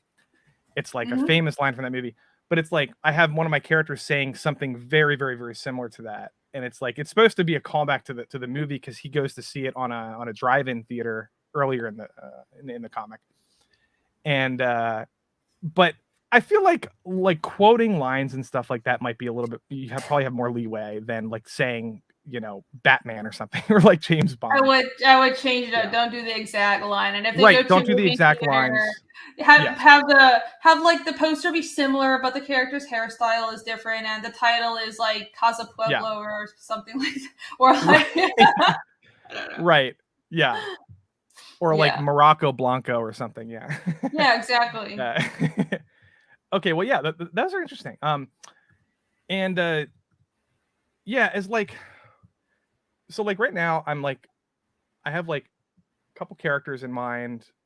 I have like this concept of like this corporate overlord, like dystopian like corporation that's running the city, and I have like these interesting things, but I'm really focused on like one or two characters, and it's like I'm telling origin story, and I'm wondering like if you would recommend for somebody who's never done a comic fundraiser on Indiegogo before. Do you think that like an origin stories are like okay or not okay? Or do people like them? Or would you say like what did you do with your first comic? Or did you kind of start? Yeah. Like where did you start? I started. Everyone does it differently. I know people who are starting out with the origin story. I mean, I guess I kind of am. I struggle with this a lot, and I'm still. I always talk about like this gives me anxiety over because I think my story is. I'm very confident about the overall story of Fiendish. I think it's cool as shit. That's why I've been invested in this for 6 years. But it's. I haven't jumped into the proper mystery yet. This is almost kind of the origin story phase because it's like the characters coming together and stuff, and like they're about to discover what the main problem is, and that you don't really figure that out until book 3.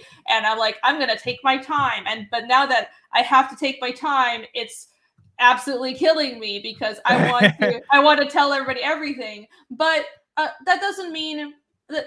But that's fine because I think you have to put the story first. Like, what matters is with that being, like what I think what you're trying to say is, you as a fan of your own stuff, eventually you're like, yeah, I want my audience to experience this cool thing that I have in mind. But part of being a storyteller is like don't rush it, or like, another thing is exactly. Like, if you're doing, don't rush it, or like.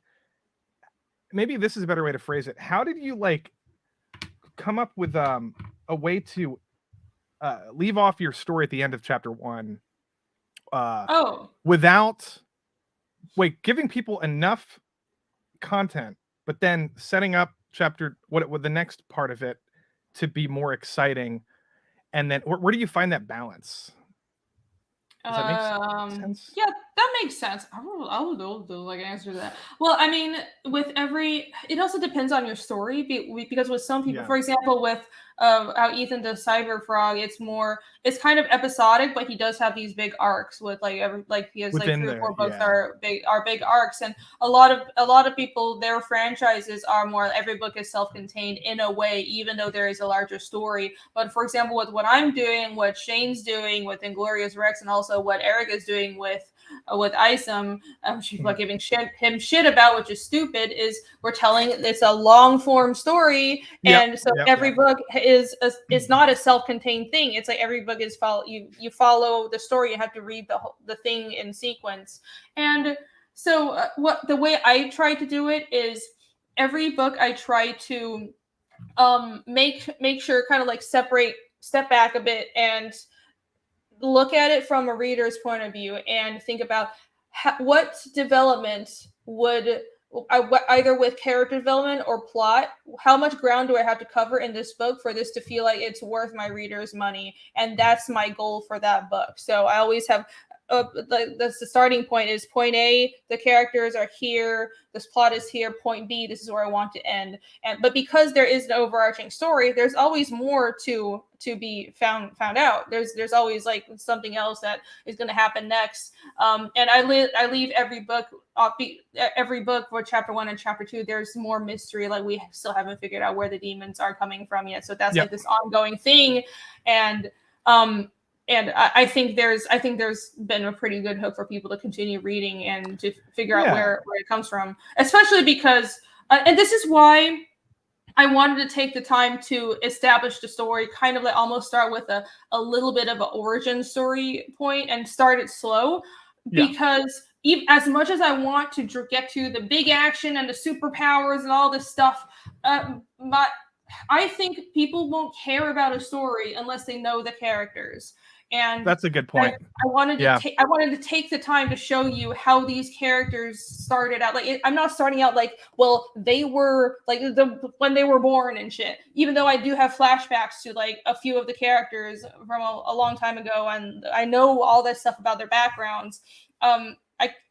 I kind of like with Casimir, my main character, for example, the demons that destroyed his hometown, that happened when he was 11, and I have a big gap, a time jump, and when the story starts in chapter 1, the proper story, he's 20. So throughout most of the story, he's 20, and so there's a big gap between like the last time he saw the demons and now they're resurfacing again. But even now, he has some growth to go through as he's trying to find his way on this journey of going back to going to try and find out like where the demons come from, and there's some growth to go. So it's like kind of the midpoint of my character's development. That's kind of where I started, and I think I need to take this time to show everyone who the characters are, because otherwise you won't care. Like there's still action in every book. Like I made a point of making sure there's action. Like it just because it's kind of an origin story doesn't mean it's boring. I think it's more worth it if I don't rush things and don't start out with like the big actions, and like it's like you're not starting out with Lex Luthor fighting Superman, that level of conflict. You had to build up to it, because it's about, in comparison, how big and dramatic it is, right? If I start out small and it builds up to that huge fight, then it'll feel like you made that much more progress and it'll feel that much more awesome. So I want that effect. That's why I'm starting out that's low a strong fantasy. vision. Right. Yeah. I'm starting out, book 1 has almost no magic. Like I have my magic system all planned out. I have a bunch of stuff planned out, but I didn't show it yet. Book 1 it's very standard fantasy. It's just like a guy with some wood axes fighting demons, no magic. I don't get into like the weeds of the world building, and it's because I want that progression to feel like we grew a lot. Mm-hmm. And that's kind of like I think about that all the time. And part of me is like, I like stories like I'm wondering like there's certain stories you can tell that are episodic. There's other stories that are long form and that need kind of slow momentum builds. Where I'm at right now is like I guess also if you've never done something like this before, maybe that's why I'm kind of thinking this way, but like I have a beginning, middle, and end of a story in mind. It's an origin story, but it's still a, it's its own thing. And it's like, if people like it, I can branching paths, right? Going forward from there. But if people, I'm just kind of being a little bit like cynical about it. But if people don't like it, it's still a complete, if I don't make any more of it, it's still a complete story within its own issue or comic or, graphic novel. But I'm also considering doing like episodic storytelling, which is like, this is this whole book is about figuring out this issue, and the next one maybe the characters go to a different location and they have a climax, and then they get to the end of something. And part of me is wondering like our audience is going to care about something if you don't like finish an arc in your first comic. Like if I put out a comic and it's just like I'm building something and then it just ends and I'm like, guys, I have a bunch of stuff planned out, but like it's not a satisfying ending. It's almost like you got to be careful of that. Maybe. Right. I know what you. Well, that's what people are pissed at Eric about. But it's like, okay, I don't think you need to finish an arc in every chapter because it depends on the story, and especially if you have a lot of world building to do, you just can't cover that much ground with every chapter. And honestly, if I feel like I debate if I could have added more to Fiendish chapter 1, but at the end of the day, my intention was to have it be like a really kind of a basic bitch, like action-y, bloody, gory opening, and because I want to grab your attention. That's the most important thing with chapter 1. But what the way I think about it, addressing what you're struggling with is I try to make sure there's a reveal in every book. And maybe this is just my perspective from writing a mystery story, but every book there's a reveal. And I think that's how I make, first of all, it's with, there's a point A to point B, like the characters obviously do stuff when we cover ground, but if there's a reveal in every book, or at least one or multiple reveals, then that's the way I think of it. And that's the way I think the audience will feel rewarded. Like we actually did something, even if we didn't solve this mystery, and even if we didn't actually finish this arc.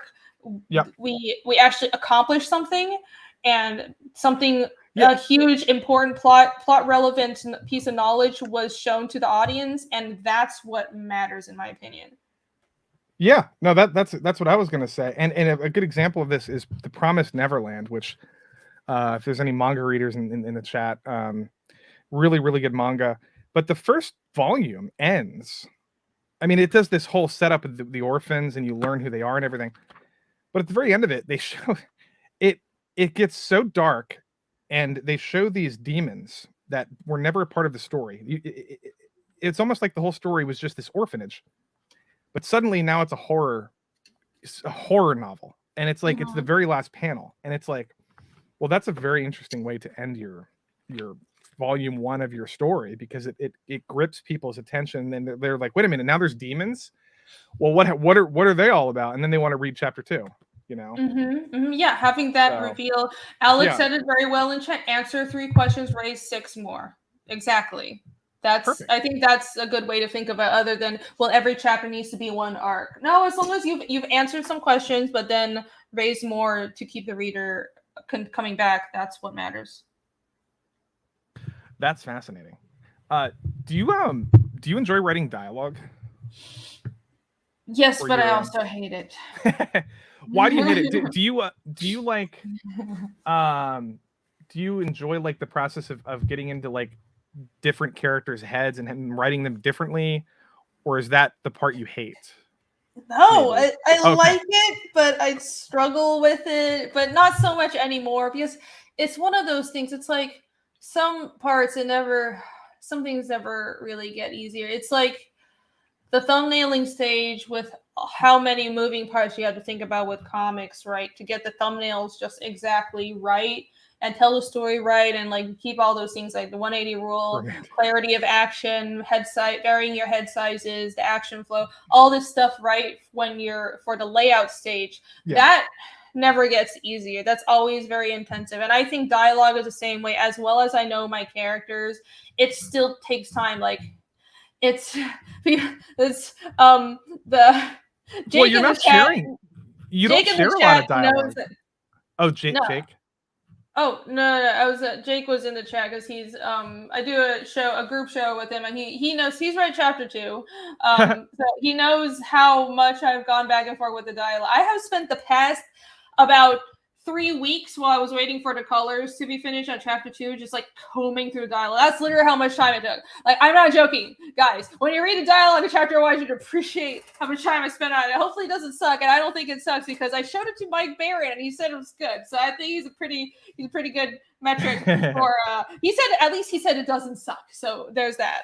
But yeah, because the dialogue is actually really important because like my characters are not basic bitch characters. This is actually they're real characters, and I want to really commit to this. Like each of them have their own voice and their personality, and I want that to come through. And it's like the exact words they use in every panel matters. And I have spent so much time agonizing over this, and it's fun but painful at the same time. Damn, which that's kind of sums up being a creative in general. Well, you also need to know your strengths, weaknesses, limits, and then kind of cater to that a little bit. Do you I know you're a big Vinland Saga fan. That fucking manga has some of the best dialogue I've ever read. Yeah, and we're not even reading it in Japanese. Like, imagine the original Japanese. It's so good. It's so good. And also, I think I gravitate towards like that Norse kind of there's vibes, and that's why I like your comic a lot. Thank you. I love that stuff. I have a thing for ancient Europe. Oh yeah? Yeah. Ancient Europe, like what, Mesopotamia or something? I guess that's not really Europe, but I'm dumb. No, I'm trying to go way back, like ancient, or do you just mean like medieval or like Well, you can go ancient, but still in Europe. Yeah. So, like, what I'm talking about is Indo-European culture, like Proto-Indo-European, kind of like prehistory. I mean, I love the Viking Age. I think that stuff is cool. I just love old, strong and mystical things from like way back in history. I think the Viking Age really exemplifies that. But the Viking Age and Norse culture is kind of like, well, the Scandinavia was one of the last Christianized areas of Europe, and I think that's why that was like the last pagan areas of Europe, and so that's why we know so much about like most European pagan stuff is from Scandinavia. But you know, there's pagan culture was permeated all of Europe, and there's different variations of that. There's like ancient Celtic paganism and also Slavic paganism. It's all over the place, and even with the Romans, with the Mediterranean, that their mythology, and it's so fascinating because it all ties together, because most of these mythologies, for example, Greek mythology and Norse mythology, like the gods in the pantheon, they're tied together, and they're tied with Hindu mythology. So look at all of them. They have like a similar pantheon, and they have these like weather gods and like these lightning gods like Zeus and Thor, right? Or Zeus and Odin, right? Yep. And that's it's because that the common root is Indo-European, like in ancient Indo-European culture. That's this kind of like culture that's lost to prehistory, but it came out of like the steppes of kind of northern India and just like east of Ukraine, and they basically spread out and conquered Europe and northern India, and that's why all these languages, Hindi and most European languages except for weird ones like Basque and the Uralic languages like Finnish, are all interrelated, and you can roll back the languages and trace them back to this language that came from this culture that kind of exploded and conquered like all across Iranic as well. Iranic is another branch of Proto-Indo-European culture. I don't know why. I think it's because I read the Clan of the Cave Bear books when I was a teenager, and I was like, ooh, ancient Euro caveman sex, which is basically what that book is. But I just think that stuff is really cool. What do you think about like Arabian Nights? Are you a fan of have you I've never read the Arabian Nights, but I don't think I ever finished it. I think it's cool, but it was just, I think it totally would be a thing that I love, but it just didn't happen to be something that influenced me when I was growing up. Yeah. There's a cool show called Magi. It's a manga, it's a show. It's basically like the story of Aladdin, Sinbad, all that stuff, but it's an anime. It's dude, chat, if you know what I'm talking about. It's one of the most underrated shows, and it got canceled. Anyway, I'm still salty about it.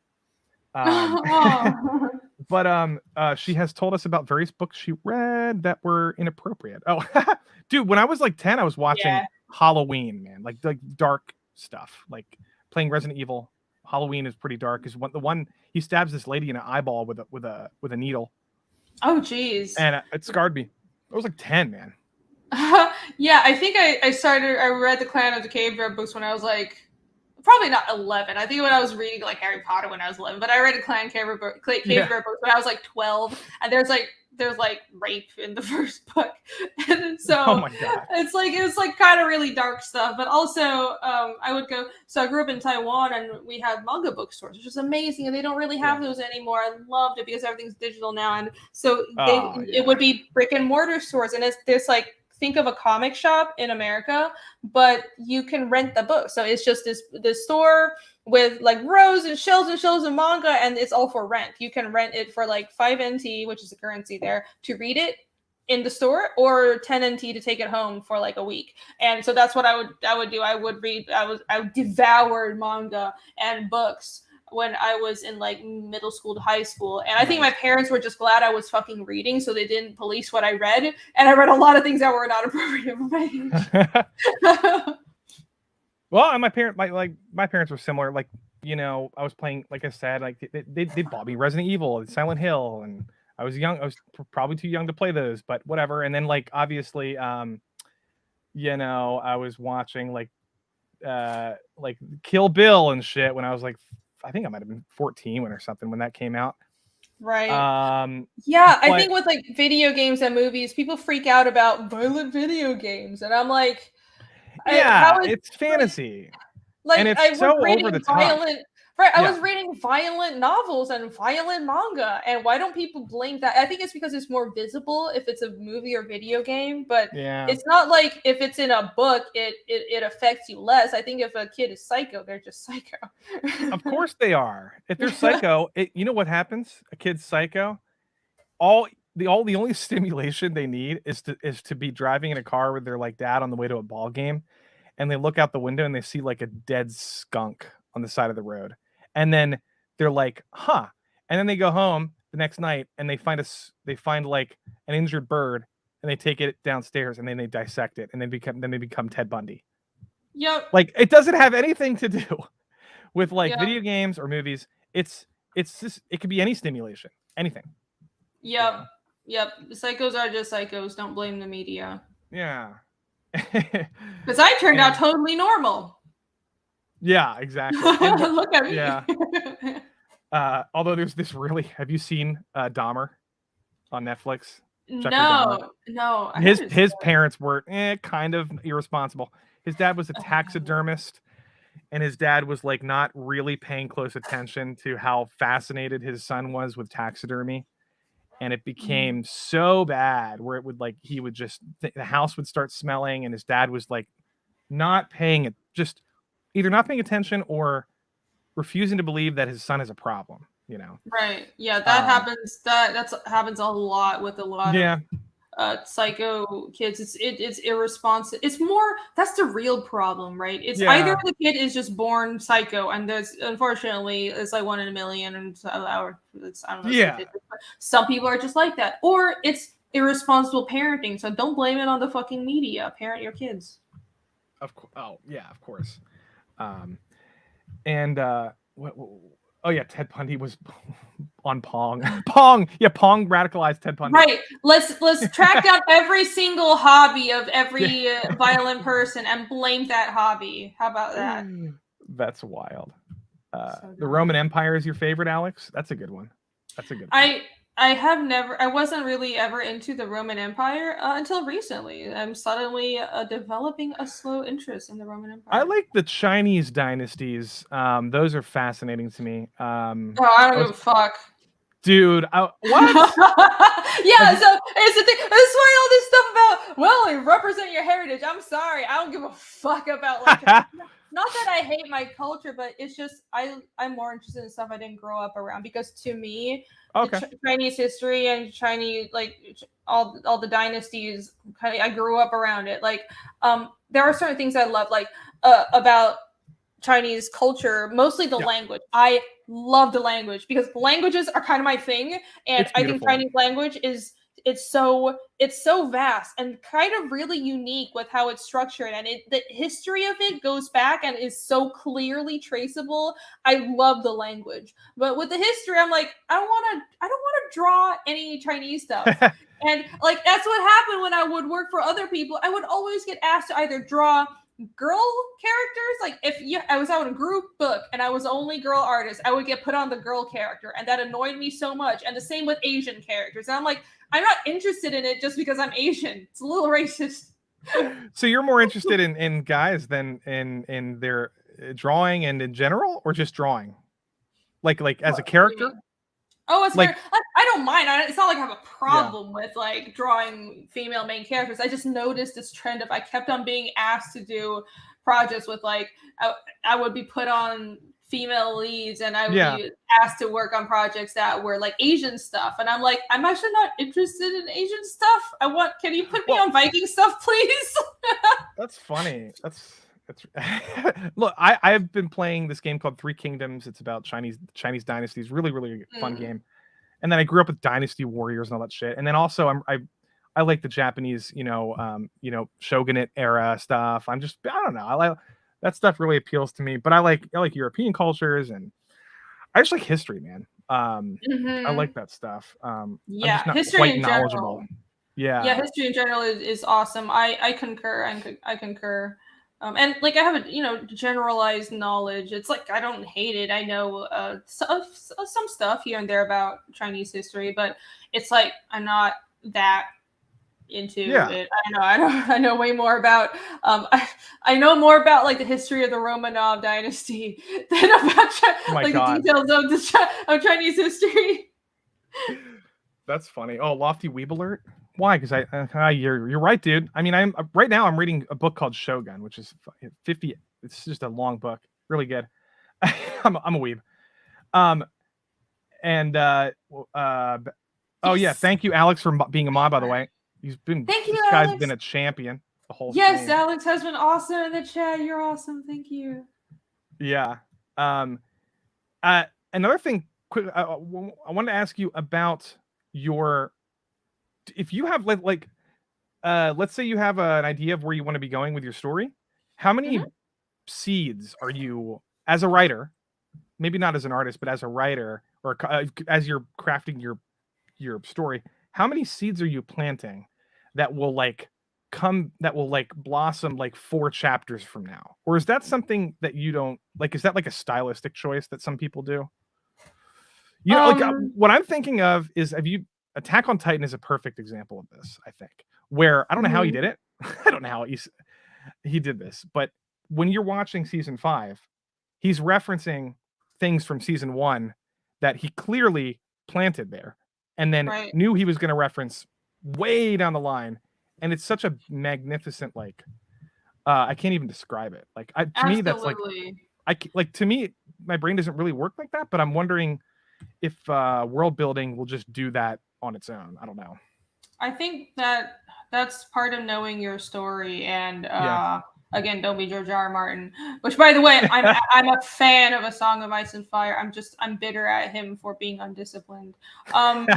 Like, plan your story out and stick to the fucking plan, right? Like, know where your story ends and stick to it and be disciplined about it. Like, that's very important. I see so many creatives not being able to do that. I think the biggest pitfalls, so the biggest like self-defeatist things I see creators do is not having a plan, and also just not being able to get started because of self-doubt. And like, these are just things you need to get over if you want to be effective. Like, it's better just this is stuff. Well, not having a plan leads to you killing off characters that you then later admit that you needed. Right? It's almost like you should actually think about this stuff, not just kill off characters for shock value. This happened with George R. I'm referencing a recent George R. R. Martin quote where he said that specifically. Yeah, he literally said that he killed off a character, but then he wrote himself into a corner with Win's a Winner because we already knew, George, it's taken you 15 years and you don't have the 15 fucking years. We know you've written yourself into a corner, but oh my God, it's so dumb. But Flaccid's right. His characters are so good that they take over anyway. That's true.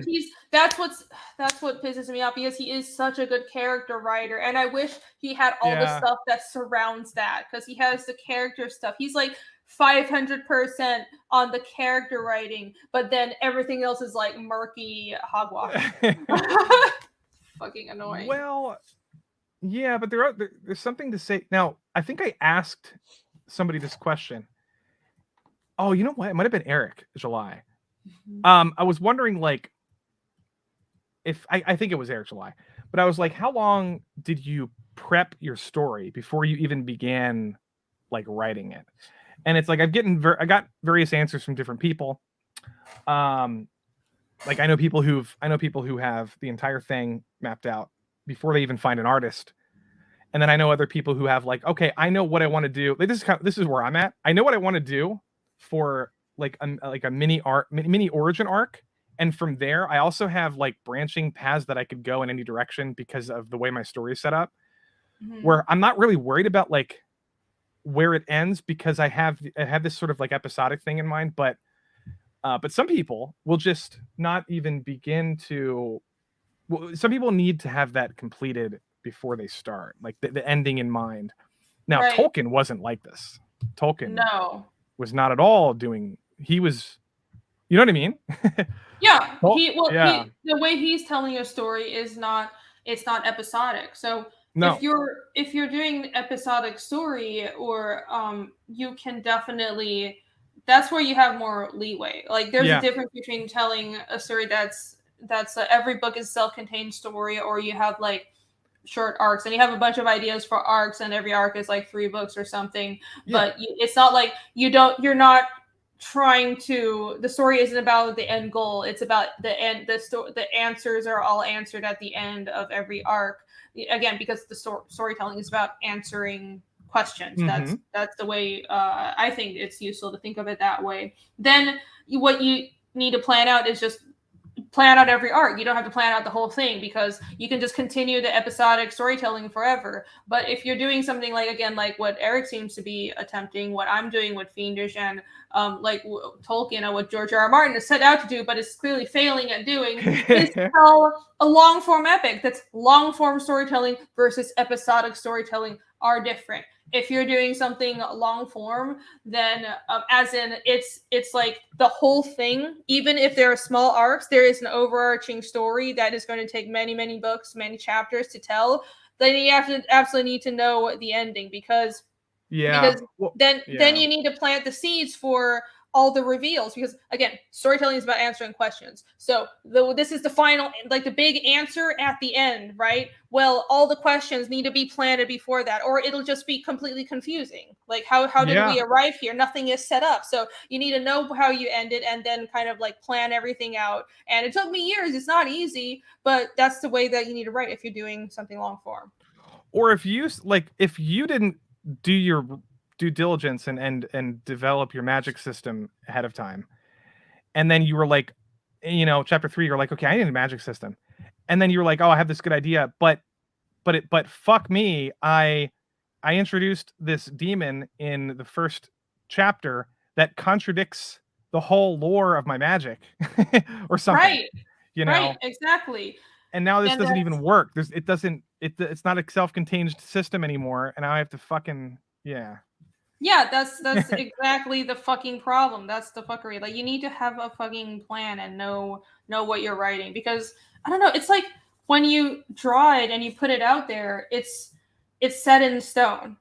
So I don't know, it seems like so obvious and self-explanatory, but you need to try and have a plan. And it's not that every single line of dialogue, and I changed so much every chapter, like from the script, the prose summary that I have, to the final product. I will change scenes around. I will like, I don't have the costumes for every chapter planned out. I don't have the designs for every location planned out. I have a bunch of little doodles in my sketchbook, but I don't start on, like, especially the design work really until I'm at the chapter and like the nuances of the dialogue. But I know the reveals for every chapter leading up to the end of the story. Then that's what needs to be there. That's fascinating. Hey, this person says, Michael says, did you come up with your characters first? That's what the fuck? Artist. What's up, Michael? Hello. Hi, buddy. Hello. Everybody go follow Michael. I came in with the world building first. That's definitely, and it's not like a better or worse way to do it. Actually, I know people who come in with the characters first, and I think that's probably better. Right. I think most people probably come up with the characters first, but I didn't, because it's just I think I'm a little weird for a more creative person. I'm much more plot, logic, and mystery and world building, and I started with that, and then I'm like, I have to like come up with characters to fit it into the world afterwards. Well, no, it makes sense with what you're doing, because if you're trying to tell a specific genre, like a fantasy genre that has Norse kind of roots or this European roots to it, it's like if that's what you want to do, you have to decide that, and then you could be like, well, there's a million different stories I can tell within this genre, within this world, and then you can maybe flesh that out later. And you probably have a lot of even if you did the world building first, you probably left yourself with a lot of freedom to tell whatever story you wanted anyway. I mean, I probably could branch off in the world of Fiendish, and I thought about this. But the thing is, because I guess I start the correct answer for this. To clarify, is I started out with neither the character or the world building. I started out with the plot. I knew I wanted to tell the story about revealing these specific demons that I still can't say because they have a Okay. very specific origin, and that was the plot. And I built the world around this plot, and then I built the characters around the world and the plot. Everything was about the plot and the story. So even though I have a fairly relatively, I mean, a pretty expansive world for Fiendish at this point, a lot of it is built to facilitate the plot, to make this feel like an engaging and immersive experience for my readers. It's all about their enjoyment and their entertainment. So I don't really know if I would be able to honestly branch off and tell more stories. I want to, but if I can't do it right, I won't, because I built this world for this story. Well, that's awesome. Yeah, that's crazy. I think I could talk about this all night. I think a 2-hour mark is actually a pretty good. Oh my gosh, we're almost good at 2 hours. spot. Now, before we go back to your comic for a second, just to check up on it, I think I wanted to ask you: do you ever like want to tell a totally different kind of story, but you're stuck doing Fiendish? So, but obviously you love Fiendish, and you love what you're doing. But do you have like could you just do you ever plan on doing like a what's it called, like a staggered thing where you're working on a project and working on another project, or are you guys going to dive into Fiendish for a long time? My plan is to stick with Fiendish for a long time. That's but fine. everybody's different. I know a lot of creatives who they prefer having multiple projects to jump on, but I know how I personally am, and I like to stick with one main thing, and that's my main thing. And because to me, there's so much to explore in here, and this is already so much work, and there's so much to discover here. And I believe in the message and the story. Like, I made sure that this was something that, like, I thought a lot about this, because when I started writing this, I was like 27, I think, and I was like, I want to start out simple, and I literally was like, I want to write a story I can grow with. And I don't know if that makes sense, but I was like, I planned this to be the next 10 years of my life. So I'm already committed to that. And that's awesome. No, that makes total sense. That's just me, but I knew this was going to take forever. I have no illusions about it. And I already am working on other stuff, because people hire me for covers and pinups, and I have other stuff to do art-wise, so it's not like this is the only thing. Even if this was the only thing, I would be perfectly happy. But I might do small things here and there, but I am content with having this as like my guiding light. That's awesome, and I love that, because as somebody who appreciates like diving into like a world and then really like staying with that world, like I'm a big Final Fantasy VII fan. And with what they're doing with what they're doing with the new game, which is part 1, part 2, they have this really cool like 5-10 year plan going. I love it. A lot of people don't like it. They wanted a remake. I think it's amazing, and I love just like being in this world for like a long period of time. It's also why I love Breath of the Wild and Legend of Zelda as like a sequel package. I think it's just, I'm obsessed with that world. I don't want to leave it. I even think, I think what they should do with the third game is flood Hyrule, completely flood it. I didn't beat it yet, so they're not going to do this probably, and I think they should do a Wind Waker-esque Breath of the Wild experience where you're on a boat and all of the mountain peaks and the sky islands are now islands on an ocean, and then you're doing underwater scuba diving instead of like, dude, I have all these cool things in mind. Anyway, I love what you're doing. I think it's a good idea what you're doing, and I think your fans will like it. Yeah, I hope so. I mean, so far so good. Yeah, I'm gonna do my best to not fuck it up. Can you go back to your page quick, and then, let me do that. And then Can you do a little synopsis for people that may have missed? Oh, did you want to refresh? I don't know if we do that for seeing what's going on with this. Perhaps, thank you so much. Yay, that's great. Yeah, I wasn't sure who maybe did that before the stream started or whatever, but I guess it went up. Yeah, no, I haven't refreshed since we started, so that's awesome. Thank you, whoever back is. Yay. And let's see here. If you just want to do like a little synopsis quick, and then sure. Yeah.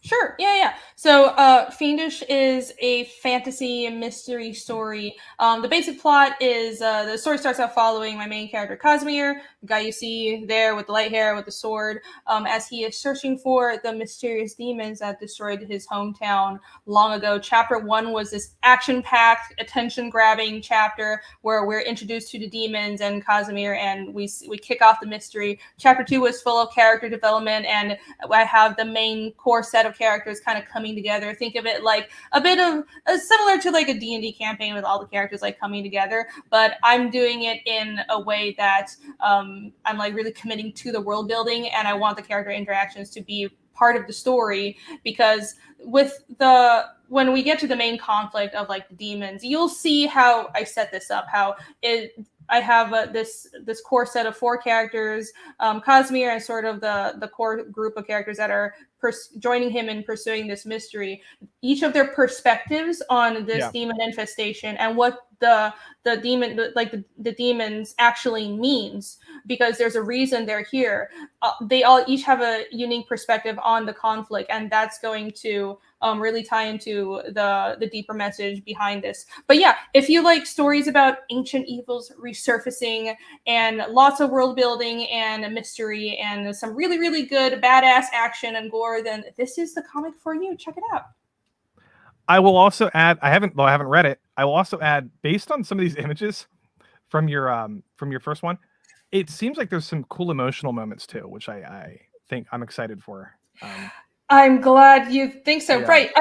I'm a little afraid to express that, because I think in modern comics with like Marvel, they do so much, there's so much fake bad emotion. So I think the American comics readership is almost conditioned to think that, well, if you get really emotional with your story, then that's just lame and pathetic. But I come from manga. Bro, I don't come from manga. Yeah, I don't come from Look at Berserk. Exactly. I want to tell a story where there's badass action, there's gore, there's tits, but I mean it when I say this is a character-driven fantasy story.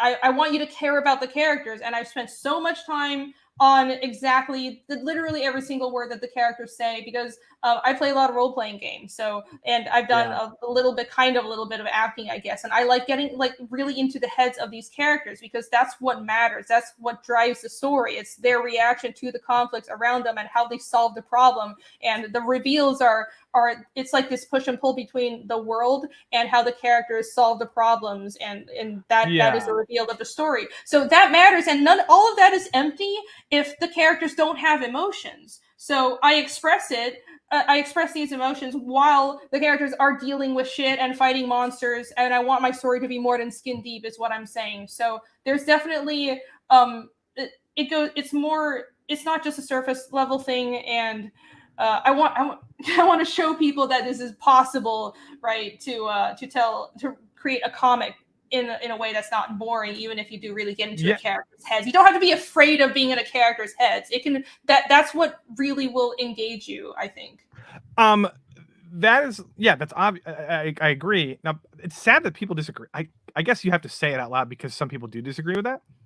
But if I'm thinking of like my favorite shit ever, it's like there's so much depth to Guts sitting on the ground holding his sword, just looking off into the sunset, and the fact that you know like what he's probably thinking without any dialogue. Like there's so much depth to like character development, and then not to mention Griffith.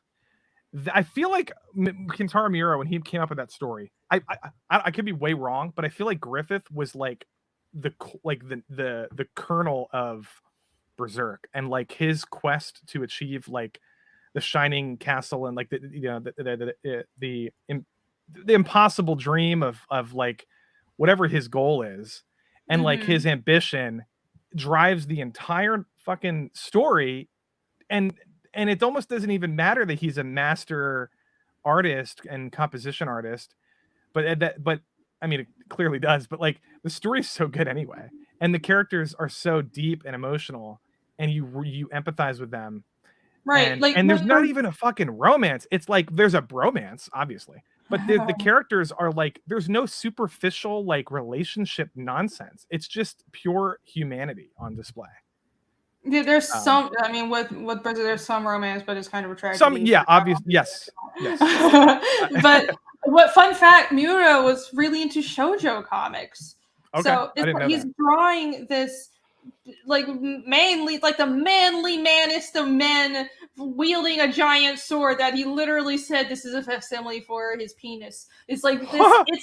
It's iconic. He has this huge sword that's taller than him, and this huge muscly guy. But the creator, likes shoujo comics, and he ties in all these like deep emotional moments in between killing monsters and demons. And I love Berserk. Berserk is my favorite comic of all time, and that's basically what I want to do. Well, that's beautiful. Somebody said I should play your trailer. Which one? This one. That's the chapter 2 trailer. Yep. You can look at chapter 1 as well, but that's closed already. So. Well, let me hold on a second. I just want to know if the volume is working because can you hear this? If not, I can refresh it. No, I don't hear anything. Okay. Oh, wait. Hold on. I think I shared this tab. Is this working now? I just got to make sure the audio is working. Oh, yeah, I hear it. Okay, let me go back. I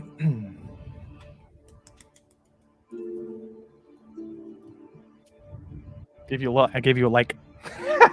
Thank you. After the demon attack. This is cool. Who did this? Me. Oh, wow.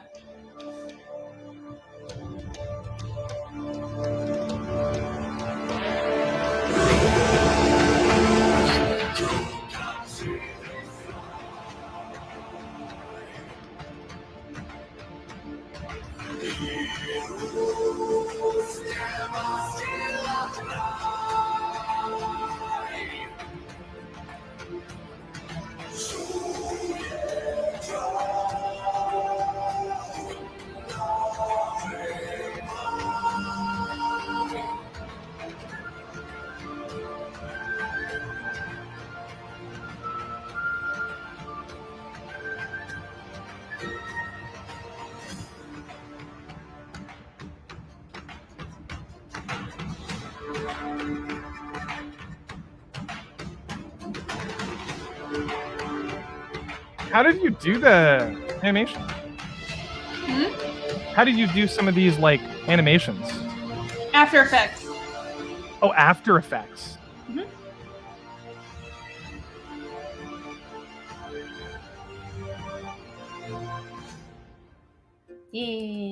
Wow. Yeah, I did this in After Effects. I was I made the chapter 1 trailer as well. Yeah, because I worked animation, so I mean, I'm not like a super pro at After Effects. There are people that are better at it, but I'm serviceable. So what I did was I picked out which pages in the comic that I wanted to finish to advertise it first. So I drew a bunch of pages that weren't in sequence. I just picked out the coolest ones, and I had those colored and finished first, and I just kind of cut them up and added animation and warp in After Effects. Yeah. Oh, thank you, Alex. Yeah, Alex, I agree. Since you're the artist, it's cool that you obviously like somebody like me would have to be like, oh boy, I'm kind of dreading it. Like trying to figure out what to show as like a fundraiser, but like that's not how my brain works when I'm trying to tell a story. I guess you know what I mean? like how much of the comic do I need to finish? Does someone like doing a fundraiser like this need to finish? Like should they storyboard everything and then pick certain panels and then have the artist go to town, finish those panels, really make them look really nice?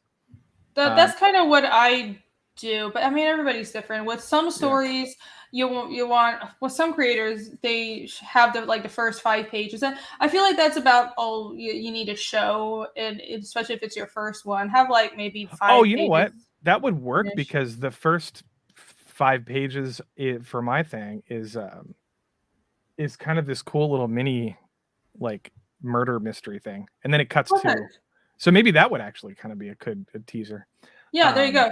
But yeah, you have to like switch between artist brain and business brain, right? Because it's like artist brain is a story, but business brain is okay. Well, now that I have the story set and all the thumbnails done and the chapter laid out, what parts what pages would I be able to show that are good for advertisement that look cool but also aren't spoilery? Let me finish those pages first and put those in the trailer. And you obviously want your main character in there. You want stuff like your cover art done, probably. Yeah, I guess. Have your covers done, at least like one cover, I would say, definitely. Yeah. And then I guess, you know what? I think people appreciate black and white too, like just like the process, maybe like some of the behind the scenes, like, you know, early artwork, you know, concept art, stuff like that.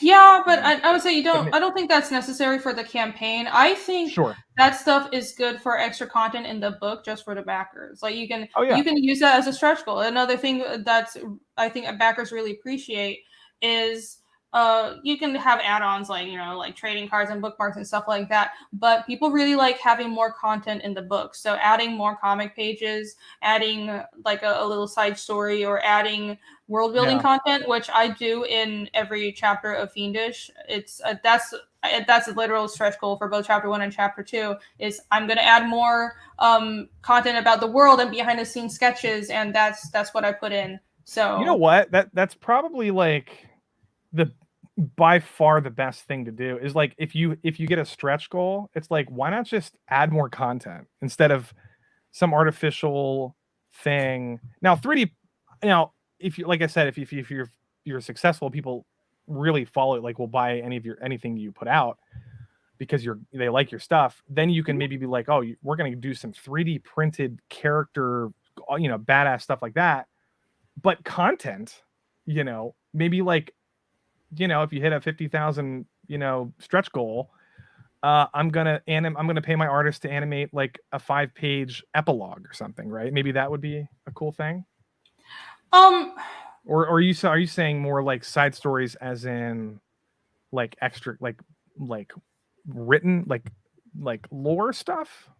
Oh, well, it could be anything. It could be, so for chapter 1, for example, I split it up. I had one stretch goal that was, I'm going to add more world building info, which is just like, had a page describing the town and the background of Alstad, the town where the story starts out in. And then I had extra info about, or like behind the scenes or something sketches. Like this. And then, like this, maybe.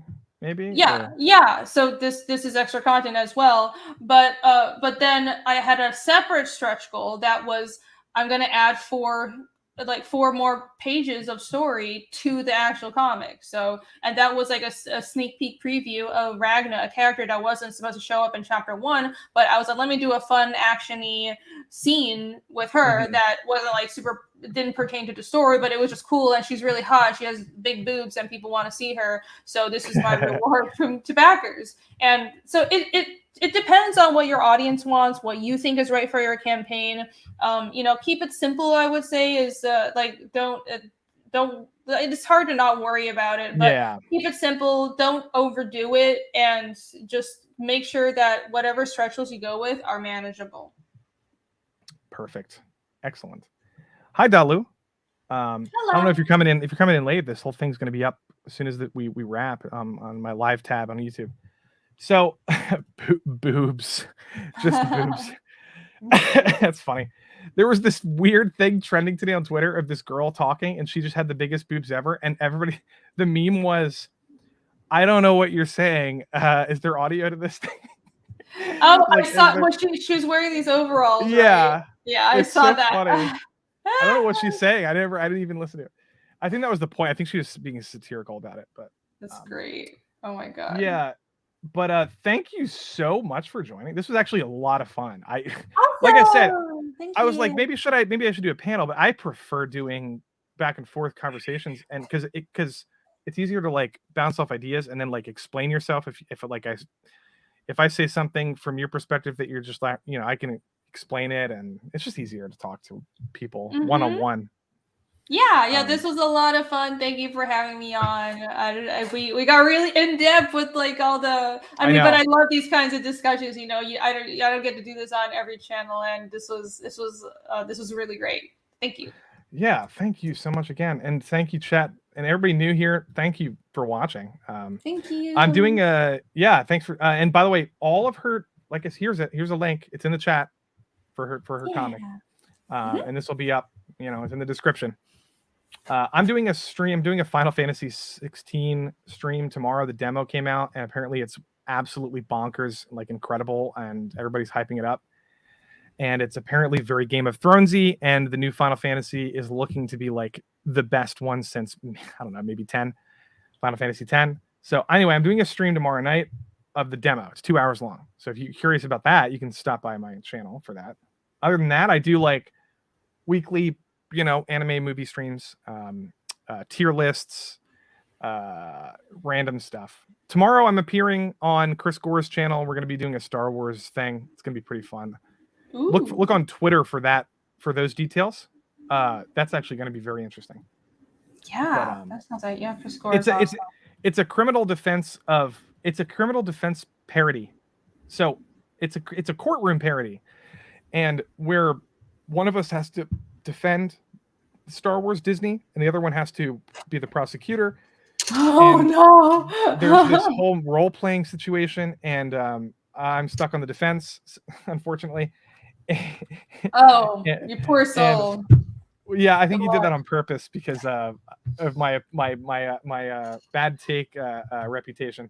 But I mean, it's just for fun.